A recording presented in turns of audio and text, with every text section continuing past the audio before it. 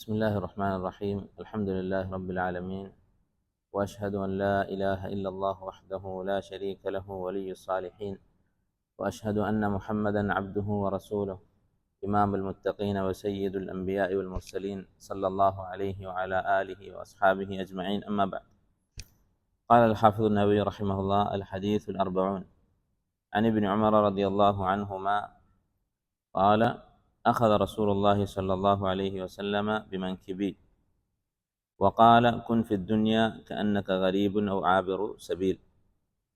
وكان ابن عمر رضي الله عنهما يقول: إذا أمسيت فلا تنتظر الصباح، وإذا أصبحت فلا تنتظر المساء، وخذ من صحتك لمرضك ومن حياتك لموتك.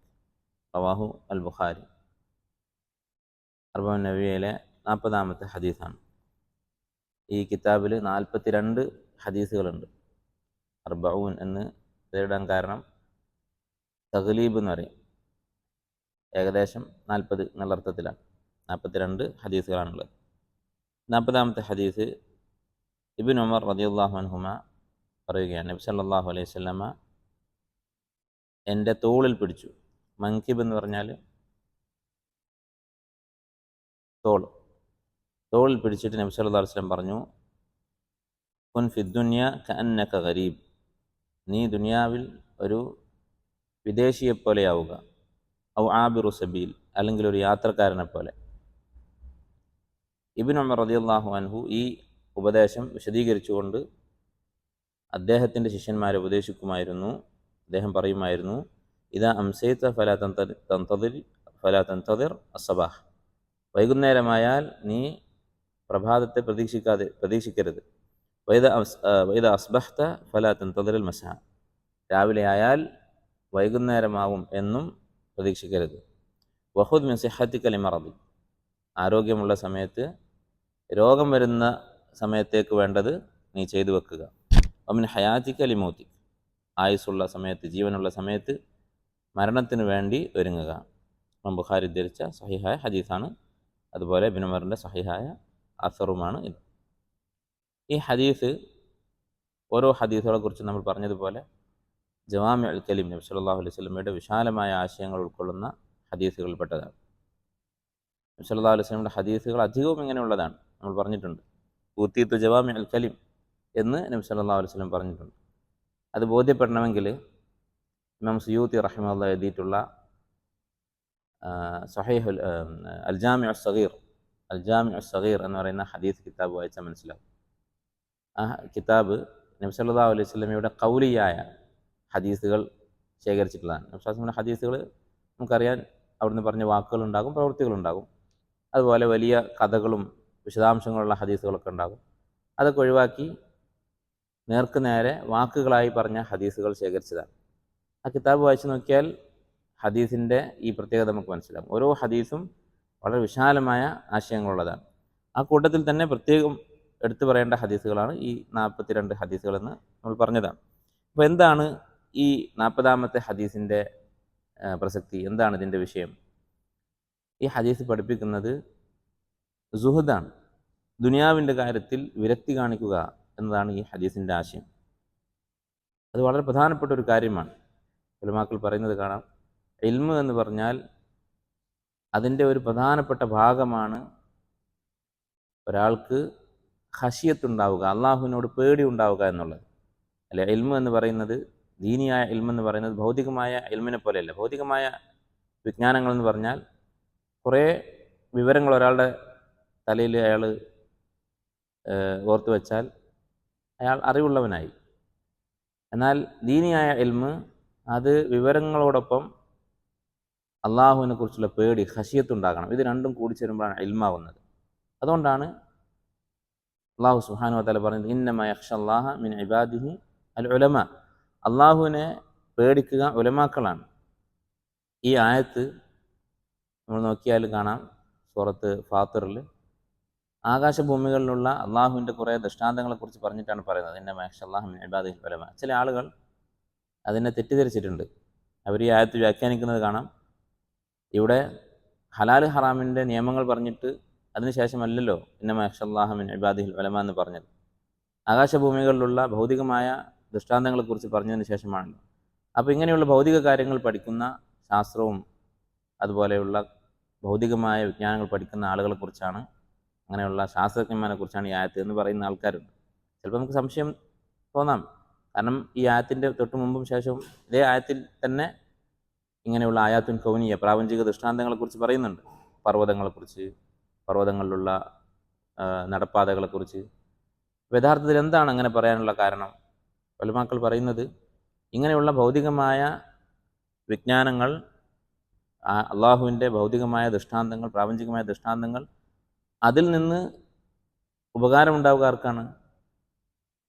യഥാർത്ഥ ഉലമാക്കൾക്കാണ്. നിങ്ങൾ ആലോചിച്ച് നോക്കൂ, ഒരു ദീൻ പഠിച്ച, ഹലാലും ഹറാമും പഠിച്ച ഫഖീഹായിട്ടുള്ള ഒരാൾ, അയാൾ ഈ പ്രപഞ്ചത്തിൽ കാണുന്ന ഒരു ദൃഷ്ടാന്തം അത് കണ്ടാൽ അയാളുടെ മനസ്സിൽ തട്ടുന്നത് പോലെയാണോ ഇങ്ങനെയുള്ള ശാസ്ത്രം പഠിച്ച ആളുകൾക്ക് അത് സ്വാധീനിക്കുന്നത്? അങ്ങനെ ആയിരുന്നെങ്കിൽ എല്ലാ പള്ളിയിലും ഒന്നാമത്തെ സഫിൽ ശാസ്ത്രജ്ഞന്മാർ വന്ന് തിരക്കായിരിക്കും. അങ്ങനെയല്ലല്ലോ സംഭവിക്കുന്നത്. യഥാർത്ഥത്തിൽ അള്ളാഹു ഈ പ്രപഞ്ചത്തിൽ സംവിധാനിച്ചിട്ടുള്ള അത്ഭുതങ്ങൾ, അതിൽ നിന്ന് ഗുണപാഠം ഉൾക്കൊള്ളുക ആരായിരിക്കും? അത് ഉൾക്കൊണ്ട് അള്ളാഹുവിനെ പേടിക്കുക ആരായിരിക്കും? അത് ഉലമാക്കളായിരിക്കും. അതാണ് ആയത്തിൻ്റെ അർത്ഥം. ഇത്രയും വിവരിച്ച ആയത്തുകൾ, ഇത്രയും വിവരിച്ച ദൃഷ്ടാന്തങ്ങൾ ഇത് കണ്ട് അത് സ്വാധീനിക്കുക ആരെയായിരിക്കും? ഇന്നമാ യഖ്ശല്ലാഹ മിൻ ഇബാദിഹി അൽ ഉലമ.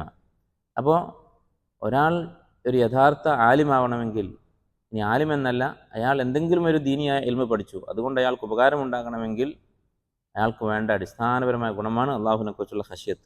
അയാൾ ശേഖരിച്ച വിവരത്തോടൊപ്പം, മനസ്സിലാക്കിയ വിവരങ്ങളോടൊപ്പം ഖശ്യത്ത് ഉണ്ടാകുമ്പോഴാണ് ആ ഇൽമ കൊണ്ട് ഉപകാരമുണ്ടാവുക. അതാണ് നാഫി ആയ ഇൽമ എന്ന് പറയുന്നത്. ഈ ഖശ്യത്ത് ഉണ്ടാകാൻ വേണ്ട പ്രധാനപ്പെട്ട കാര്യമാണ് ആഖിറത്തിനെ കുറിച്ച് ഓർമ്മയുണ്ടാവുക, ദുനിയാവിൽ വിരക്തി ഉണ്ടാവുക എന്നുള്ളത്. ദുനിയാവിൻ്റെ പിന്നാലെയാണ് ഒരാളുടെ മനസ്സെങ്കിൽ അയാൾക്ക് ഖശ്യത്ത് ഉണ്ടാവുകയില്ല. ആഖിറത്തിനെ കുറിച്ച് ചിന്തിക്കുമ്പോഴാണ് അള്ളാഹുവിനെ കുറിച്ച് പേടി ഉണ്ടാവുക. കാരണം ആഖിറത്തിൽ രക്ഷപ്പെടണമെങ്കിൽ അള്ളാഹുവിൻ്റെ തൃപ്തി വേണം. ദുനിയാവ് അള്ളാഹു അവന് ഇഷ്ടമുള്ളവർക്കും അവൻ്റെ ശത്രുക്കൾക്കും കൊടുക്കുന്നതാണ്. അതുകൊണ്ട് അള്ളാഹുവിൻ്റെ ശത്രുവായി ജീവിച്ചാലും ദുനിയാവിൽ സുഖിക്കാം, യാതൊരു കുഴപ്പവുമില്ല. പക്ഷേ ആഖിറത്തിനെ കുറിച്ചുള്ള ചിന്ത ഒരാൾക്കുണ്ടാകുമ്പോഴാണ് അള്ളാഹുവിനെ കുറിച്ച് പേടി ഉണ്ടാവുക. അപ്പോൾ ആ ചിന്ത ഉണ്ടാക്കുന്ന ഹദീസാണ്. അങ്ങനെയുള്ള ഹദീസുകൾക്കാണ് അഹാദീസുർ റിഖാഖ് എന്ന് പറയുക. അഹാദീസുർ റിഖാഖ് അല്ലെങ്കിൽ അഹാദീസുർ റഖായിഖ് എന്ന് പറയും. മനസ്സിൽ അള്ളാഹുവിനെ കുറിച്ച് പേടിയുണ്ടാക്കുന്ന, ആഖിറത്തിനെ കുറിച്ച് ചിന്തയുണ്ടാക്കുന്ന ഹദീസുകൾ. അപ്പോൾ ഈ രണ്ട് തരത്തിലുള്ള പ്രമാണങ്ങളും, അഥവാ ഹലാല് ഹറാമുകളെ കുറിച്ച് പറയുന്ന അല്ലെങ്കിൽ മറ്റുള്ള ശർഈയായിട്ടുള്ള ഇൽമുകൾ പഠിപ്പിക്കുന്ന ആയത്തുകളും ഹദീസുകളും സഹാബത്തിൻ്റെ ആസാറുകളും, അതോടൊപ്പം അള്ളാഹുവിനെ കുറിച്ച് പേടിയുണ്ടാക്കുന്ന, ഖശ്യത്തുണ്ടാക്കുന്ന ആയത്തുകളും ഹദീസുകളും സഹാബത്തിൻ്റെ വാക്കുകളും, ഇത് രണ്ടും കൂടുമ്പോഴാണ് നാഫി ആയ ഇൽമുണ്ടാകുന്നത്. അപ്പോൾ അതിൽപ്പെട്ട ഈ ഒന്നാമത്തെ വിഭാഗത്തിൽപ്പെട്ട കുറേ ഹദീസുകൾ നമ്മൾ കണ്ടു. നമസ്കാരത്തെക്കുറിച്ചും നോമ്പിനെക്കുറിച്ചും സദഖയെക്കുറിച്ചും ഒക്കെ പറയുന്ന ധാരാളം ഹദീസുകൾ ഈ അർബഅ് നബിയിൽ കഴിഞ്ഞുപോയി. ഇനി അടുത്ത പകുതി, ഈ പറഞ്ഞ കാര്യങ്ങളൊക്കെ ഉപകാരപ്പെടണമെങ്കിൽ ഒരാളുടെ മനസ്സിൽ അള്ളാഹുവിനെ കുറിച്ച് ഖശ്യത്തുണ്ടാകണം. ആ ഖശ്യത്തുണ്ടാക്കുന്ന ഹദീസുകൾ, അതാണ് ഹദീസ് റിഖാഖ്. അതിൽപ്പെട്ട പ്രധാനപ്പെട്ട ഒരു ഹദീസാണ് ഈ ഹദീസ്. ഒരാൾ ഈ ഒരു ഹദീസ് മാത്രം മനസ്സിലാക്കിയാൽ അയാളുടെ മനസ്സിൽ മാറ്റം ഉണ്ടാകും. കുൻ ഫി ദുനിയ കഅന്നക ഗരീബ് എന്ന് പറയുന്ന ഈ ഹദീസ്. ഈ ഹദീസിൽ രണ്ട് വസിയത്തുകളാണുള്ളത്. ഒന്ന് നബി സല്ലല്ലാഹു അലൈഹി വസല്ലമയുടെ ഒരു വസിയത്ത്, ഒരു ഉപദേശം. രണ്ടാമത്തേത് അതിനെ വിശദീകരിച്ചുകൊണ്ട് ഇബ്നു ഉമർ റളിയല്ലാഹു അൻഹുമ പറയുന്ന ഒരു ഹദീസ്. ഇത് രണ്ടിൻ്റെയും ആശയം ഒന്ന് തന്നെയാണ്. അതിൻ്റെ ഖുലാസ, അതിൻ്റെ ചുരുക്കം എന്താണ്? ഒരു മനുഷ്യൻ്റെ, ഒരു മുഅ്മിനായ മനുഷ്യൻ്റെ ചിന്ത, അയാളുടെ ഖൽബിലെ പ്രധാനപ്പെട്ട വിഷയം ദുനിയാവാകരുത്, ആഖിറത്തായിരിക്കണം, പരലോകമായിരിക്കണം ഏറ്റവും പ്രധാനപ്പെട്ട ഒരാളുടെ ചിന്ത. അതാണ് ഈ ഹദീസിൻ്റെയും ഈ അസറിൻ്റെയും ഉള്ളടക്കം. ഈ കാര്യം ഖുർആനിലും സുന്നത്തിലും ധാരാളമായി ആവർത്തിക്കപ്പെട്ടിട്ടുള്ള കാര്യമാണ്. വിശുദ്ധ ഖുർആൻ നിരവധി ആയത്തുകളിൽ അല്ലാഹു സുബ്ഹാനഹു വ തആല ദുനിയാവിൻ്റെ നിസ്സാരതയെക്കുറിച്ച് പറയുന്നത് നമുക്ക് കാണാൻ സാധിക്കും. അതിൽപ്പെട്ട ഒരായത്താണ് സൂറത്ത് ഗാഫിറിൽ മുഅ്മിനു ആലു ഫിർഔൻ എന്നറിയപ്പെടുന്ന വ്യക്തി. ആരാണ് മുഅ്മിൻ ആലു ഫിർഔൻ? ഫിർഔൻ്റെ കുടുംബത്തിൽപ്പെട്ട മൂസാ നബി അലൈഹി ഇസ്ലാമിൽ വിശ്വസിച്ച ഒരു മനുഷ്യൻ.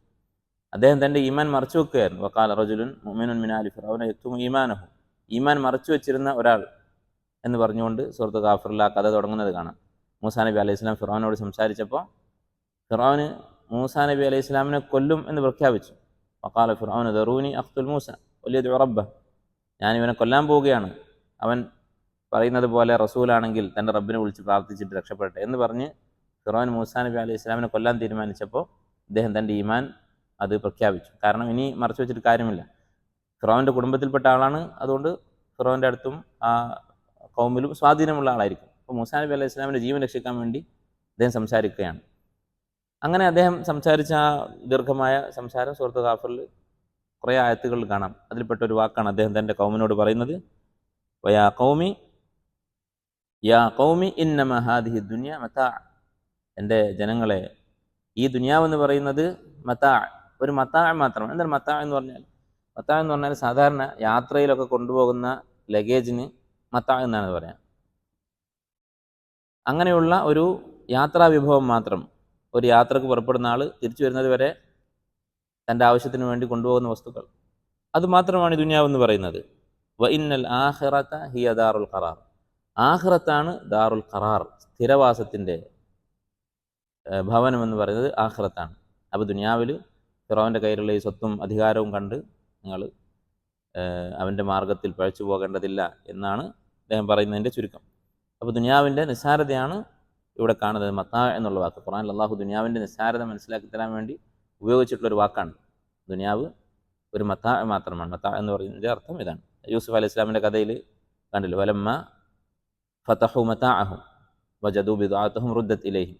അവർ യൂസുഫ് അലൈഹി ഇസ്ലാമിൻ്റെ അടുത്ത് പോയി, സഹോദരങ്ങൾ, ഞങ്ങളുടെ സഹോദരനാണെന്ന് അറിയില്ല, അവർക്ക് ദാരിദ്ര്യം ബാധിച്ച്, അങ്ങനെ ഭക്ഷണത്തിന് വേണ്ടി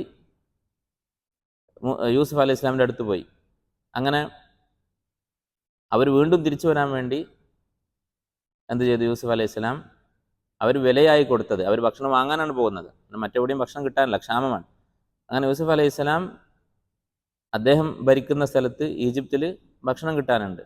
അങ്ങനെ ഇവർ അങ്ങോട്ട് പോയി, യൂസുഫ് അലൈഹി ഇസ്ലാമിൻ്റെ സഹോദരങ്ങൾ വില കൊടുത്ത് ഭക്ഷണം വാങ്ങി തിരിച്ചു പോവുകയാണ്. തിരിച്ചു പോകുമ്പോൾ എന്ത് ചെയ്തു? ഇവർ വിലയായി കൊടുത്ത ആ സംഖ്യ അത് അവരുടെ പകരം കൊടുത്ത ഭക്ഷണ വസ്തുക്കളുടെ കൂടെ തന്നെ വെച്ചു. എന്തിനു വേണ്ടി? അവർ വീണ്ടും തിരിച്ചു വരാൻ വേണ്ടി. യൂസുഫ് അലൈഹി ഇസ്ലാമിൻ്റെ ഔദാര്യം കണ്ട് അവർ വീണ്ടും തിരിച്ചു വരാൻ വേണ്ടി. അങ്ങനെ തിരിച്ചു വരുന്ന സമയത്ത് അതിൻ്റെ സഹോദരൻ അനിയൻ അവനെ കൂടി കൊണ്ടുവരാൻ വേണ്ടി ആവശ്യപ്പെട്ടിരുന്നു. അപ്പോൾ അവർ കൊണ്ടുവരുമെന്ന് ഉറപ്പിക്കാൻ വേണ്ടിയിട്ടാണ് ഇങ്ങനെ ചെയ്തത്. അപ്പോൾ ആ സംഭവം വിവരിക്കുമ്പോൾ ഖുർആനിൽ ഉപയോഗിച്ച വാക്ക് ഇതാണ്, വലമ ഫതഹു മതാഅഹും. അവരുടെ ലഗേജ് അവർ തുറന്നപ്പോൾ വജദു ബിദാഅതഹും റുദ്ദത് ഇലൈഹിം. അവരുടെ ആ തുക, അവർ വിലയായി കൊടുത്ത വസ്തു, അതിൽ കണ്ടു. അപ്പോൾ ഇതാണ് മത്താ എന്ന് പറയുന്നത്. അത്രയേ ഉള്ളൂ ദുനിയാവ് എന്നർത്ഥം. അള്ളാഹു മനുഷ്യനെ സൃഷ്ടിച്ചത് നാളെ ആഖിറത്തിൽ അവന് പ്രതിഫലവും ശിക്ഷയും കൊടുക്കാൻ വേണ്ടിയാണ്. അതുവരെയുള്ള താൽക്കാലികമായൊരു വിഭവം മാത്രമാണ് ദുനിയാവ് എന്നർത്ഥം. അതുപോലെ മറ്റൊരായത്ത് നോക്കൂ, വിശുദ്ധ ഖുർആനിൽ ആവർത്തിച്ചിട്ടുള്ള ഒരു പ്രയോഗമാണ്. ദുനിയാവിനെ അള്ളാഹു തആല ഉപമിച്ചിട്ടുള്ള ഒരു ഉപമയാണ് മഴയോട്. അല്ലെ, ആകാശത്ത് നിന്ന് മഴ പെയ്യുന്നത് പോലെയാണ്, മുകളിൽ നിന്ന് മഴ പെയ്യുന്നത് പോലെയാണ് ദുനിയാവിൻ്റെ അവസ്ഥ. ഇന്നമ മസലുൽ ഹയാത്തി ദുനിയ, ഈ ഭൗതിക ജീവിതത്തിൻ്റെ ഉപമ എന്ന് പറയുന്നത് എന്തുമാത്രമാണ്? കമാഇൻ അൻസൽനാഹു മിനസ് സമാ, ഉപരിയിൽ നിന്ന്, മുകളിൽ നിന്ന് മഴ വർഷിപ്പിച്ചതുപോലെയാണ്. ഫഖ്തലത ബിഹി നബാതുൽ അർദ്, അങ്ങനെ ഈ മഴ പെയ്തതിൻ്റെ ഫലമായി ഭൂമിയിലെ സസ്യങ്ങൾ ഇടതൂർന്ന് വളരുന്നു. മഴ പെയ്താൽ പുല്ലും മറ്റു ചെടികളൊക്കെ മുളച്ചു വന്നു. മിമ്മ യഅ്കുലുൻ നാസു വൽ അൻആം, മനുഷ്യരും കന്നുകാലികളും ഒക്കെ തിന്നുന്ന തരത്തിലുള്ള ഭക്ഷണ വസ്തുക്കൾ അല്ലെങ്കിൽ സസ്യങ്ങൾ. ഹത്താ ഇദാ അഖദത്തിൽ അർദു സുഖ്റുഫഹ, അങ്ങനെ ഈ ഭൂമി അതിൻ്റെ ആ പൂർണ്ണമായ ഭംഗിയിലെത്തുന്നു, ചെടികളൊക്കെ മുളച്ച്. വസ്സയ്യനത്, അത് അണിഞ്ഞൊരുങ്ങി നിൽക്കുന്ന പോലെ തോന്നുന്നു. വദന്ന അഹ്ലുഹ അന്നഹും ഖാദിറൂന അലൈഹ, അങ്ങനെ ഈ ഭൂമിയുടെ ഉടമകളായിട്ടുള്ള മനുഷ്യർ, കൃഷിയൊക്കെ ചെയ്യുന്ന ആളുകൾ, അവർ വിചാരിക്കും അന്നഹും ഖാദിറൂന അലൈഹ, ഇതാ ഈ വിളവൊക്കെ നമുക്ക് എടുക്കാറായിരിക്കുന്നു, ഈ മുളച്ച ചെടികളൊക്കെ നമുക്ക് ഉപകാരപ്പെടും എന്നവർ വിചാരിക്കും. അതാഹ അംറുന ലൈലൻ ഔ നഹാറ, അങ്ങനെ നമ്മുടെ കൽപ്പന വരികയും ഫജഅൽനാഹ ഹസീദൻ കഅല്ലം തഗ്ന ബിൽ അംസ്, കാറ്റുകൊണ്ടോ അല്ലെങ്കിൽ മറ്റെന്തെങ്കിലും തരത്തിലുള്ള കേടുകൾ ബാധിച്ച് ഈ ചെടികളൊക്കെ നശിച്ചു പോകും. കഅല്ലം തഗ്ന ബിൽ അംസ്, ഇന്നലെ ഇവിടെ ഇങ്ങനെ കൃഷി ഉണ്ടായിരുന്നു, വിളവുകളുണ്ടായിരുന്നു എന്നുപോലും തോന്നാത്ത രൂപത്തിൽ അത് നശിച്ചു പോകും. കദാലിക നഫസ്സുലുൽ ആയാതി ലിഖൗമിൻ യതഫക്കറൂൻ, ചിന്തിക്കുന്ന ആളുകൾക്ക് വേണ്ടി ഇങ്ങനെയാണ് നാം ആയത്തുകൾ വിശദീകരിച്ചു കൊടുക്കുന്നത്. അപ്പോൾ ഇവിടെ മഴയോടാണ് അള്ളാഹു ദുനിയാവിനെ ഉപമിക്കുന്നത്. മഴ പെയ്ത് ചെടികൾ മുളക്കുകയും അങ്ങനെ ഈ മുളച്ച ചെടികളൊക്കെ ഇപ്പോൾ എനിക്ക് കിട്ടുമെന്ന് വിചാരിച്ച് കൃഷിക്കാരിങ്ങനെ കാത്തിരിക്കുകയും പെട്ടെന്ന് എന്തെങ്കിലും തരത്തിലുള്ള ദോഷങ്ങൾ ബാധിച്ച്, കാറ്റോ മറ്റോ ബാധിച്ച് ഇത് നശിച്ചു പോവുകയും ചെയ്യുന്നു. അപ്പോൾ ഇതാണ് ദുനിയാവിൻ്റെ അവസ്ഥ. ദുനിയാവ് നമുക്ക് വളരെ മനോഹരമായി തോന്നും. അത് എന്നൊന്നും നിലനിൽക്കുമെന്ന് നമുക്ക് തോന്നും. നമ്മളിത് ആസ്വദിച്ച് കുറേ കാലം ജീവിക്കുമെന്ന് നമുക്ക് തോന്നും. പെട്ടെന്ന് നമ്മൾ പ്രതീക്ഷിക്കാത്ത സന്ദർഭത്തിലായിരിക്കും അത് നഷ്ടപ്പെടുന്നത്. എങ്ങനെയാണ് നമ്മുടെ ജീവിതത്തിൽ ഇത് സംഭവിക്കുക? കൃഷിയുടെ കാര്യം വ്യക്തമാണ്. അത് എന്തെങ്കിലും തരത്തിൽ നശിച്ചു പോവുക എന്നുള്ളത് നമുക്ക് മനസ്സിലാക്കാം. എന്നാൽ നമ്മുടെ ജീവിതത്തിൽ എങ്ങനെയാണ് ഇത് സംഭവിക്കുക? ദുനിയാവിൽ ജീവിക്കുന്ന കാലത്തോളം മനുഷ്യൻ ഈ ചിന്താഗതിയായിരിക്കും. ഇതിപ്പോൾ കിട്ടും, ഇപ്പോൾ കിട്ടും, അല്ലെങ്കിൽ എനിക്ക് കിട്ടിയതൊക്കെ ഇനിയും എൻ്റെ കൂടെ ഉണ്ടാകും എന്ന് മരിക്കുന്നതുവരെ മനുഷ്യൻ ചിന്തിച്ചുകൊണ്ടിരിക്കും. നമ്മളിപ്പോൾ വിചാരിക്കും നമ്മളൊക്കെ ചെറുപ്പക്കാരാണ്, കുറച്ച് പ്രായമാകുമ്പോൾ നമ്മൾ മരണമൊക്കെ പ്രതീക്ഷിച്ച് ദുനിയാവിലെ സുഖങ്ങൾ അവസാനിക്കാറായി എന്നൊക്കെ ബോധം വന്ന് നമ്മൾ കുറച്ച് കാലം കഴിച്ചു കൂട്ടും എന്നൊക്കെ. ഒരിക്കലുമില്ല.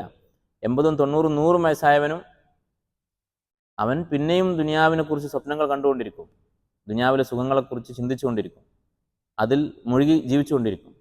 അത് നമുക്ക് തന്നെ നമ്മുടെ ജീവിതത്തിൽ തിരിഞ്ഞു നോക്കിയാൽ മനസ്സിലാവും. നമ്മൾ ചെറുപ്പത്തിൽ നമ്മളിപ്പോൾ എത്ര വയസ്സാണോ അതിൻ്റെ ഒരു 10-20 വർഷം മുമ്പ് എത്രമാത്രം ദുനിയാവിലെ സുഖങ്ങളുടെ പിന്നാലെ അത് ആസ്വദിച്ചുകൊണ്ടും അതിൽ മതിമറന്നുകൊണ്ടും കഴിഞ്ഞു പോയിരുന്നോ, അതിനെ അപേക്ഷിച്ച് നമ്മളിന്ന് മരണത്തോട് അടുത്തിട്ടുണ്ട്, ഒരുപാട് അടുത്തു. എന്നിട്ട് നമ്മുടെ ഈ ആഗ്രഹങ്ങളും നമ്മുടെ ദുനിയാവിനോടുള്ള ഈ മതിമറന്ന അവസ്ഥയും അത് കൂടുകയാണോ കുറയുകയാണോ ചെയ്തത്? യഥാർത്ഥത്തിൽ യുക്തിപരമായി ചിന്തിക്കുകയാണെങ്കിൽ കുറയുകയാണ് വേണ്ടിയിരുന്നത്. കാരണം നമ്മൾ മരണത്തോട് അടുക്കും തോറും ദുനിയാവ് നമ്മളിൽ നിന്ന് അകന്നുകൊണ്ടിരിക്കുകയാണ്. അപ്പോൾ ദുനിയാവിനോടുള്ള നമ്മുടെ ബന്ധവും കുറഞ്ഞു വരേണ്ടതായിരുന്നു. പക്ഷെ കുറഞ്ഞോ കൂടിയോ അതോ അതുപോലെ തുടരുകയാണോ നമുക്ക് മനസ്സിലാക്കാൻ സാധിക്കും, ഓരോരുത്തർക്കും മനസ്സിലാകും. നേരെ മറിച്ചാണ് സംഭവിക്കുക. ദുനിയാവിനോട് ആർത്തി കൂടിക്കൊണ്ടിരിക്കുകയാണ് ചെയ്യുന്നത്. നമ്മൾ ദുനിയാവിനോട് അകലും തോറും, നമ്മുടെ പ്രായം കൂടും തോറും. അപ്പോൾ ഇങ്ങനെ ഇരിക്കുന്ന സമയത്ത് ഇനിയും എനിക്ക് ആസ്വദിക്കാനുണ്ട് എന്ന് വിചാരിച്ച് പ്രതീക്ഷിക്കാതെ ഇരിക്കുന്ന സമയത്തായിരിക്കും മരണം സംഭവിക്കുക എന്നാണ് പറഞ്ഞതിൻ്റെ അർത്ഥം. അതുപോലെ ധാരാളം ആയത്തുകൾ കാണാം ഖുർആനിൽ. പല സ്ഥലത്തും അല്ലാഹു ആവർത്തിച്ച് പറഞ്ഞിട്ടുള്ള കാര്യമാണ് മഴയോട് ദുനിയാവിനെ ഉപമിക്കുന്ന അവസ്ഥ. മഴ പെയ്യുമ്പോൾ ചെടികളൊക്കെ മുളച്ചു നിൽക്കുന്ന അവസ്ഥ ഒന്ന് ആലോചിച്ച് നോക്കും. വളരെ മനോഹരമായ കാഴ്ചയായിരിക്കും. അത് കണ്ട് പ്രത്യേകിച്ച് കൃഷി ചെയ്യുന്ന ഒരാളാണെങ്കിൽ വളരെ സന്തോഷത്തോടു കൂടിയായിരിക്കും ആ കാഴ്ച കാണുക. പക്ഷെ കുറച്ച് കഴിഞ്ഞാൽ ചിലപ്പോൾ എന്തെങ്കിലുമൊക്കെ കേടുപാടുകൾ വന്ന് ആ ചെടികളൊക്കെ നശിച്ചു പോകുന്നത് കാണാം. അതുപോലെയായിരിക്കും ദുനിയാവിൻ്റെ അവസ്ഥ. അതുപോലെ ഹദീസുകൾ, നബി സല്ലല്ലാഹു അലൈഹി വസല്ലമ ദുനിയാവിൻ്റെ നിസ്സാരത വിശദീകരിച്ചുകൊണ്ട് സംസാരിച്ച ഹദീസുകൾ ധാരാളമുണ്ട്. അതിൽപ്പെട്ട ഒരു ഹദീസാണ് ഇമാം അഹ്മദ് റഹിമഹുല്ലാ മുസ്നദിൽ ഉദ്ധരിച്ചിട്ടുള്ള ഇബ്നു മസ്ഊദ് റളിയല്ലാഹുവിൻ്റെ ഹദീസ്. നബി സല്ലല്ലാഹു അലൈഹി വസല്ലം പറഞ്ഞു, മാലി വലിദ്ദുനിയ, ഞാനും ഈ ദുനിയാവും തമ്മിൽ എന്ത് ബന്ധമാണ്? ഒരു ബന്ധവുമില്ല എന്നർത്ഥം.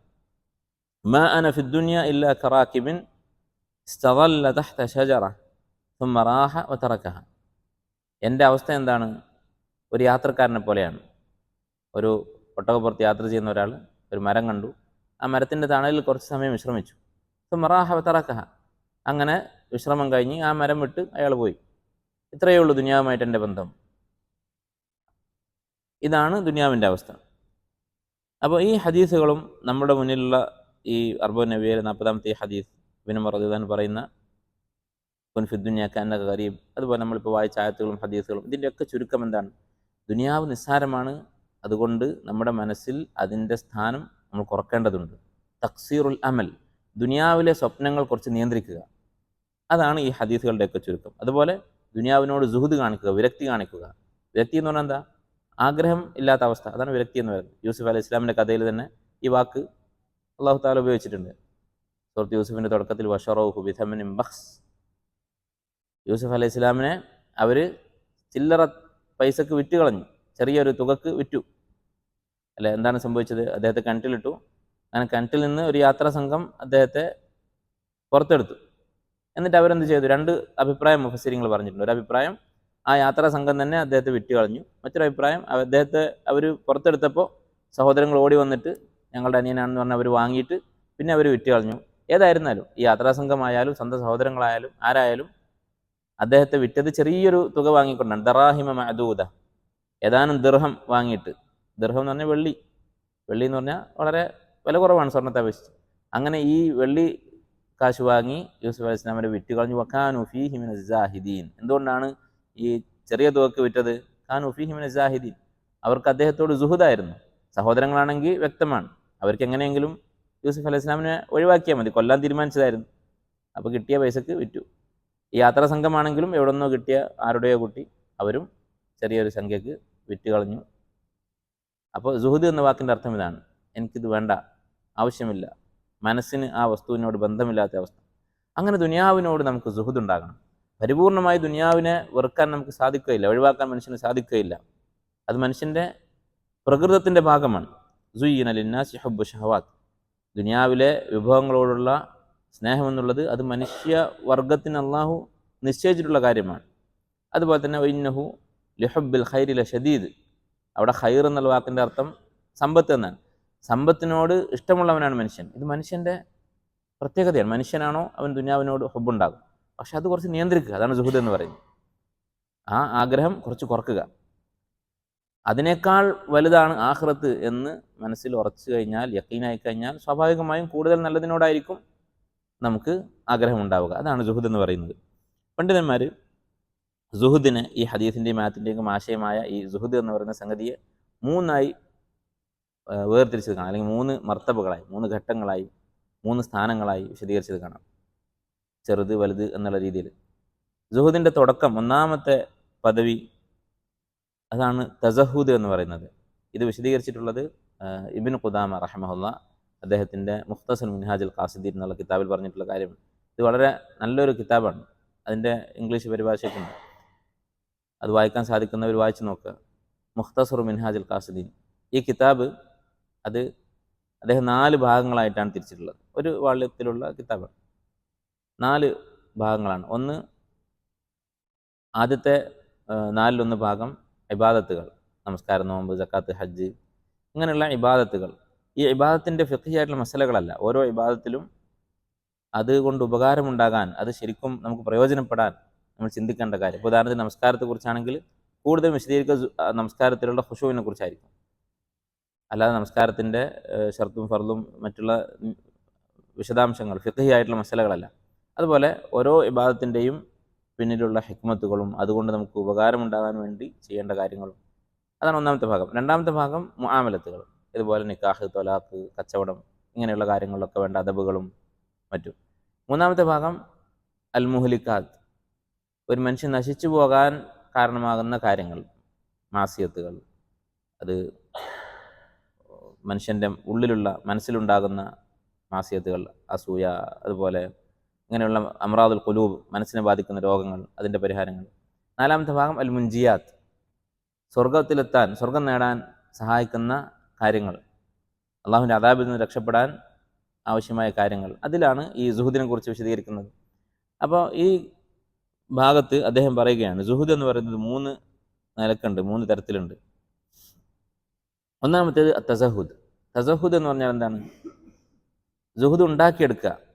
അല്ല, ദുനിയാവിനോട് ഒരാൾക്ക് ഹുബ്ബുണ്ട്, അദ്ദേഹത്തിന് അതിന് കൊടുത്ത താരീഫ് ഇങ്ങനെയാണ്: അസ്സുഹുദു മഅമൈലിൻ നഫ്സി ലിദ്ദുനിയ, ദുനിയാവിനോട് മനസ്സിനൊരു ചായ്വുണ്ട്, ആഗ്രഹങ്ങളുണ്ട്, എന്നാൽ നമ്മൾ ആഗ്രഹങ്ങളെ ബോധപൂർവ്വം നിയന്ത്രിച്ച് സുഹുദ് ഉണ്ടാക്കിയെടുക്കുക, വിരക്തി ഉണ്ടാക്കിയെടുക്കുക. അതാണ് ഒന്നാമത്തെ ഘട്ടം. രണ്ടാമത്തേത് അസ്സുഹ്ദു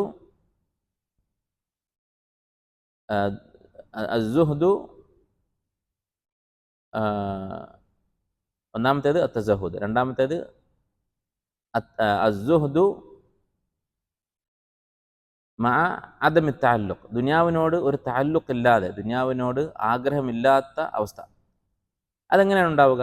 അതിൻ്റെ അർത്ഥം ഒരു നിലക്കും ദുനിയാവിനോട് ആഗ്രഹം ഉണ്ടാവുകയില്ല എന്നല്ല, നേരെ മറിച്ച് എന്തിനാണ് ഞാൻ ദുനിയാവിനോട് വിരക്തി കാണിക്കുന്നത് എന്ന് ബോധ്യം വന്ന ഒരാൾക്ക് അയാളുടെ ആഗ്രഹം വളരെ കുറവായിരിക്കും. ആദ്യത്തെ ആൾ തുടക്കത്തിലുള്ള ആളാണ്, തുടക്കത്തിലുള്ള ഘട്ടമാണ്, അയാൾക്ക് ദുനിയാവിനോടുള്ള ആഗ്രഹം കൂടുതലായിരിക്കും. എന്നാലും അയാൾ ബോധപൂർവം അതിനെ നിയന്ത്രിക്കുകയാണ്. രണ്ടാമത്തേത് സ്വാഭാവികമായി സുഹുദുണ്ടാകും. എന്നിട്ട് അദ്ദേഹം അതിനെ വിശദീകരിച്ച് പറഞ്ഞു: കമൻ യത്രുക്കു ദിർഹമൻ ലിദിർഹമേൻ, 2 ദിർഹം കിട്ടാൻ വേണ്ടി 1 ദിർഹം കളയുന്ന ഒരാളെ പോലെ. എന്ന് പറഞ്ഞാൽ, ഇപ്പോൾ കച്ചവടം ചെയ്യുമ്പോൾ 1 ദിർഹം ചിലവാക്കി ഒരു സാധനം വാങ്ങി അത് വിറ്റ് 2 ദിർഹം കിട്ടും എന്നുണ്ടെങ്കിൽ ആ കച്ചവടം ഒരാൾ ചെയ്യും, സന്തോഷത്തോടെ ചെയ്യും. അയാൾക്ക് ഉറപ്പാണ്, ഞാൻ ചിലവഴിക്കുന്നതിനേക്കാളും എനിക്ക് ലാഭം കിട്ടാൻ പോകുന്നുണ്ട്. അപ്പോൾ അയാളുടെ മനസ്സിൽ ഈ 1 ദിർഹമിനോട്, അയാൾ ചിലവഴിക്കുന്ന ആദ്യത്തെ 1 ദിർഹത്തിനോടൊരു താല്ലുക്കില്ല, മനസ്സിൽ ആഗ്രഹം കുറവായിരിക്കും. അതാണ് രണ്ടാമത്തെ ഘട്ടം. മൂന്നാമത്തെ ഘട്ടം അദ്ദേഹം പറയുന്നത് അസ്സുഹ്ദു ഫി സുഹ്ദ്, സുഹുദിനോട് തന്നെ സുഹുദ് ഉണ്ടാകുന്ന അവസ്ഥ. എന്ന് പറഞ്ഞാൽ എന്താണ്? അത് വിശദീകരിച്ചുകൊണ്ട് അദ്ദേഹം പറഞ്ഞു: ഖമൻ യത്രുക്കു ഖിർഖതൻ വയഖുദു ജൗഹറ, ഒരാൾ ഒരു ചെറിയ തുണിക്കഷ്ണം ഒഴിവാക്കിയിട്ട് പകരം ഒരു വിലപിടിപ്പുള്ള ഒരു മുത്ത്, പവിഴം, ഇങ്ങനെ വിലപിടിപ്പുള്ള എന്തെങ്കിലും ഒരു വസ്തു വാങ്ങുകയാണെങ്കിൽ അതാണ് മൂന്നാമത്തെ ഘട്ടം. അഥവാ അയാളുടെ മനസ്സിൽ പൂർണ്ണമായും ദുനിയാവിനോട് യാതൊരു ബന്ധവുമില്ലാത്ത അവസ്ഥയുണ്ടാകും. ഇങ്ങനെ 3 ഘട്ടങ്ങളായി അദ്ദേഹം വേർതിരിച്ചത് കാണാം. അപ്പോൾ ഇതാണ് സുഹദ് എന്ന് പറയുന്നത്, സുഹദിൻ്റെ 3 അവസ്ഥകൾ. ഇനി ഹദീസിൽ നമ്മൾ വായിച്ച ഹദീസിൽ ഇബ്നു ഉമർ റളിയല്ലാഹു ഹദീസ് നബി സല്ലല്ലാഹു അലൈഹി വസല്ലം പറയുന്ന ആ പദം, അതിൽ 2 ഉപമകൾ സുഹദുള്ള ഒരു വ്യക്തിക്ക് നബി സല്ലല്ലാഹു അലൈഹി വസല്ലം വിശദീകരിക്കുകയാണ്. 2 തരത്തിൽ ഉള്ള 2 ഉപമകൾ. ഒന്നാമത്തേത്, കുൻ ഫിദ്ദുന്യ കഅന്നക ഗരീബൻ, നീ ദുനിയാവിലൊരു വിദേശിയെ പോലെ ആവുക. എന്താണ് വിദേശി എന്ന് പറഞ്ഞാൽ? സ്വന്തം നാട് ഉപേക്ഷിച്ച് മറ്റൊരു നാട്ടിൽ ജീവിക്കുന്നവരാണ്. ഔ ആബിറു സബീൽ, അല്ലെങ്കിൽ ഒരു യാത്രക്കാരനെ പോലെ ആവുക.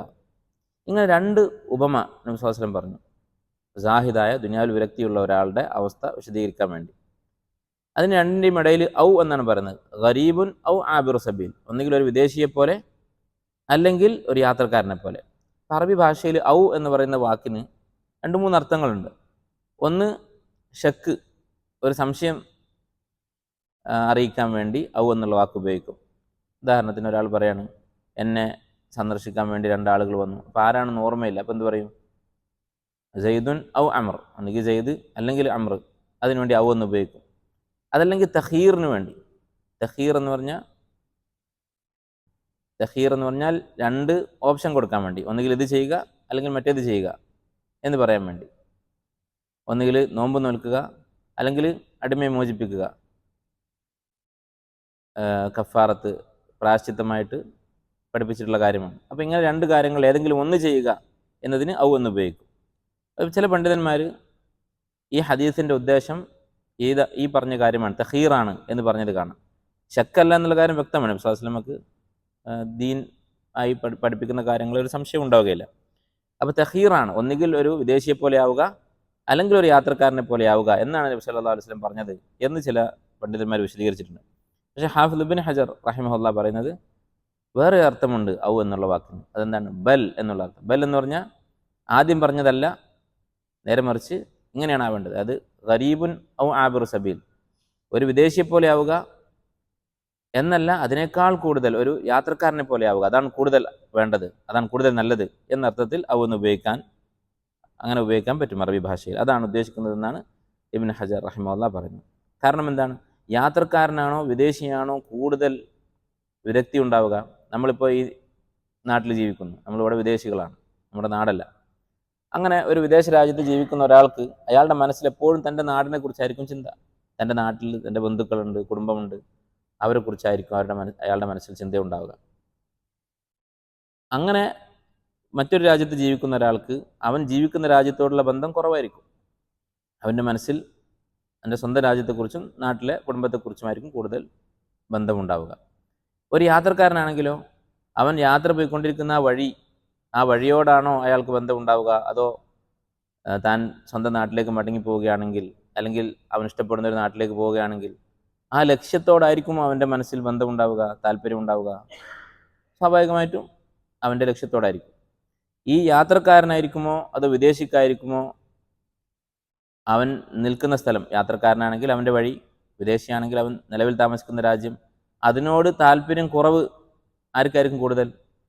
തീരെ താല്പര്യമില്ലാത്ത ആർക്കായിരിക്കും? യാത്രക്കാരനായിരിക്കും. അവൻ്റെ ആ വഴിയിൽ കാണുന്ന കാഴ്ച, അതിനോട് അവന് യാതൊരു ബന്ധവുമില്ല. ആ വഴിയിൽ കാണുന്ന ആളുകളോട് അവന് യാതൊരു ബന്ധവുമില്ല. നേരെ മറിച്ച് മറ്റൊരു രാജ്യത്ത് ജീവിക്കുന്നവന് അവൻ താൽക്കാലികമായി ബന്ധപ്പെടുന്ന ആളുകളോട് കുറച്ചെങ്കിലും ഒരു ബന്ധമുണ്ടാകും. അപ്പോൾ ഈ യാത്രക്കാരനാണ് ഏറ്റവും സുഹൃത്തുള്ളത്, അതാണ് വേണ്ടത് എന്നാണ് നബി സല്ലല്ലാഹു അലൈഹി വസല്ലം ഇവിടെ ഉദ്ദേശിക്കുന്നതെന്നാണ് ഇബ്നു ഹജർ റഹിമഹുല്ലാ പറയുന്നത്. അപ്പോൾ ഈ 2 ഉപമകളുടെയും ചുരുക്കം മനസ്സിൻ്റെ ബന്ധം ആഖിറത്തിനോടായിരിക്കണം എന്നതാണ്. ഇനി ഇബ്നു ഉമർ റളിയല്ലാഹു അൻഹു ഇതൊന്നുകൂടി വിശദീകരിച്ച് പറഞ്ഞു കൊടുത്തു. കുൻ ഫിദ്ദുന്യ കഅന്നക ഗരീബുൻ ഔ ആബിറു സബീൽ എന്ന് പറഞ്ഞാൽ എന്താണ്? ദുനിയാവിലൊരു യാത്രക്കാരനെ പോലെ ആകണമെന്ന് പറഞ്ഞാൽ എന്താണ്? ഫൈദ അംസൈത ഫലാ തൻതദിർ അസ്സബാഹ്, വൈകുന്നേരമായാൽ നേരം വെളുക്കും എന്ന് പ്രതീക്ഷിക്കേണ്ടതില്ല, നാളെ രാവിലെ കൂടി ജീവിക്കാനുണ്ട് എന്ന് പ്രതീക്ഷിക്കരുത്. ഇന്ന് രാത്രി തന്നെ ഞാൻ മരിച്ചു പോകും എന്ന് വിചാരിക്കുക. വൈദ അസ്ബഹ്ത ഫലാ തൻതദിർ അൽ മസാ, നേരം വെളുത്താൽ ഇന്ന് വൈകുന്നേരമാകും എന്ന് പ്രതീക്ഷിക്കരുത്. അതാണ് നബി സല്ലല്ലാഹു അലൈഹി വസല്ലമയുടെ ഉദ്ദേശം എന്നാണ് ഇബ്നു ഉമർ റളിയല്ലാഹു അൻഹു വിശദീകരിച്ചു കൊടുക്കുന്നത്. എന്താണ് ഈ പറഞ്ഞതിൻ്റെ അർത്ഥം? നമുക്കറിയാം നമ്മളെല്ലാവരും മരിക്കാനുള്ളതാണ്. ഏതെങ്കിലും ഒരു ദിവസം രാവിലെ വൈകുന്നേരമോ ഏതെങ്കിലും ഒരു സമയത്തായിരിക്കും നമ്മൾ മരിക്കുന്നത്. ഒരു ദിവസം രാത്രിയാണ് നമ്മൾ മരിക്കാനുള്ളതെങ്കിൽ അന്നും നമ്മൾ നേരം വെളുക്കുമെന്ന് പ്രതീക്ഷിച്ച് കിടന്നുറങ്ങുന്ന ഒരു ദിവസമായിരിക്കും. അപ്പോൾ അതെന്നാണെന്ന് അറിയില്ലെങ്കിൽ എന്നും നമ്മളത് പ്രതീക്ഷിക്കുക. എന്നുമാകാം മരണം. നമ്മളിവിടെ ഇരുന്ന് സംസാരിക്കുന്നു, നമ്മുടെ ഈ സംസാരം കഴിഞ്ഞ് നമ്മൾ വീട്ടിലെത്തും എന്നാർക്കറിയാം. അപകടങ്ങളിൽ മരിക്കുന്ന എത്ര ആളുകളുണ്ട്. അവരാരെങ്കിലും ഈ മരണം പ്രതീക്ഷിച്ചിട്ടാണോ ആ അപകടം സംഭവിക്കുന്ന യാത്ര പുറപ്പെടുന്നത്? ഒരിക്കലുമല്ല. അപ്പോൾ ബുദ്ധിയുള്ള ഒരാൾ ഏത് നിമിഷവും മരണം പ്രതീക്ഷിക്കണം. അതാണ് നബി സല്ലല്ലാഹു അലൈഹി വസല്ലം മറ്റൊരു ഹദീസിൽ അയ്യുൽ മുഅ്മിനീന അക്യസ്, ഏറ്റവും ബുദ്ധിയുള്ള മുഅ്മിൻ ആരാണ് എന്ന് ചോദിച്ചപ്പോൾ അവിടുന്ന് പറഞ്ഞത് അക്യസുൽ മുഅ്മിനീൻ അക്സറുഹും ലിൽ മൗതി ദിക്റ, മരണത്തെക്കുറിച്ച് ഏറ്റവും കൂടുതൽ ചിന്തിക്കുന്നവനാണ്. വഅഹ്സനുഹും ലിമാ ബഅദഹു ഇസ്തിഅദാദ, മരണശേഷമുള്ള ജീവിതത്തിന് വേണ്ടി ഏറ്റവും നന്നായി ഒരുങ്ങുകയും ചെയ്യുന്നവനാണ്. അല്ല, ഇന്ന് ആളുകൾ പഠിപ്പിക്കുന്നത് നേരെ തിരിച്ചാണ്. യുക്തിവാദികളും ഇസ്ലാമിൻ്റെ ശത്രുക്കളും അവരൊക്കെ ദീനുള്ള ആളുകളെ പരിഹസിക്കുന്ന ഒരു കാര്യമാണ്. ഇവർ മരണത്തെക്കുറിച്ച് ഇങ്ങനെ സംസാരിച്ച് ആളുകളെ പേടിപ്പിക്കുകയാണ് എന്ന് പറഞ്ഞുകൊണ്ട്. പക്ഷെ അതൊരു യാഥാർത്ഥ്യമാണ്. ഈ സംസാരിക്കുന്നവനും മരിക്കാനുള്ളതാണ്. എല്ലാവരും മരിക്കും. മരണശേഷം ഒരു ജീവിതമുണ്ട് എന്ന് വിശ്വസിക്കുന്നുണ്ടെങ്കിൽ അവൻ അതിനെക്കുറിച്ച് ചിന്തിച്ചേ പറ്റൂ, അതിനുവേണ്ടി ഒരുങ്ങിയേ പറ്റുകയുള്ളൂ. അതിൽ നമുക്ക് അത്ഭുതമില്ല. ഇതുപോലെ ഇസ്ലാമിൻ്റെ ശത്രുക്കൾ ഇങ്ങനെ പറയുന്നതിനെക്കുറിച്ച് നമുക്ക് യാതൊരു അത്ഭുതമില്ല. അവരത് പറയുന്നത് സ്വാഭാവികമാണ്. പക്ഷെ മുസ്ലിങ്ങളായ ദീൻ പഠിപ്പിക്കുന്ന ആളുകൾ തന്നെ മരണഭയം ആവശ്യമില്ല, മരണത്തെക്കുറിച്ച് പേടിക്കേണ്ടതില്ല, മരണത്തെക്കുറിച്ച് ചിന്തിക്കേണ്ടതില്ല. അത് പേടിക്കേണ്ടതില്ല എന്നത് ഒരർത്ഥത്തിൽ ശരിയാണ്. യഥാർത്ഥ ഈമാനുള്ള ഒരാൾ അള്ളാഹുവിനെ കണ്ടുമുട്ടാൻ പോവുകയാണ് മരണശേഷം. അവൻ്റെ ആഖിറത്തിലെ സുഖങ്ങൾ അനുഭവിക്കാൻ തുടങ്ങുകയാണ് മരണത്തോടു കൂടി. ആ അർത്ഥത്തിലല്ലാതെ മരണത്തെക്കുറിച്ച് ചിന്തിക്കുകയേ വേണ്ട എന്ന് പറയുന്ന ആളുകളെ കാണാം. അത് ശരിയല്ല. നേരെ മറിച്ച് നബി സല്ലല്ലാഹു അലൈഹി വസല്ലമ ബുദ്ധിയുള്ളൊരു മുഅ്മിൻ്റെ അടയാളമായി പറഞ്ഞത് അക്സറുഹും ലിൽ മൗതി ദിക്റ.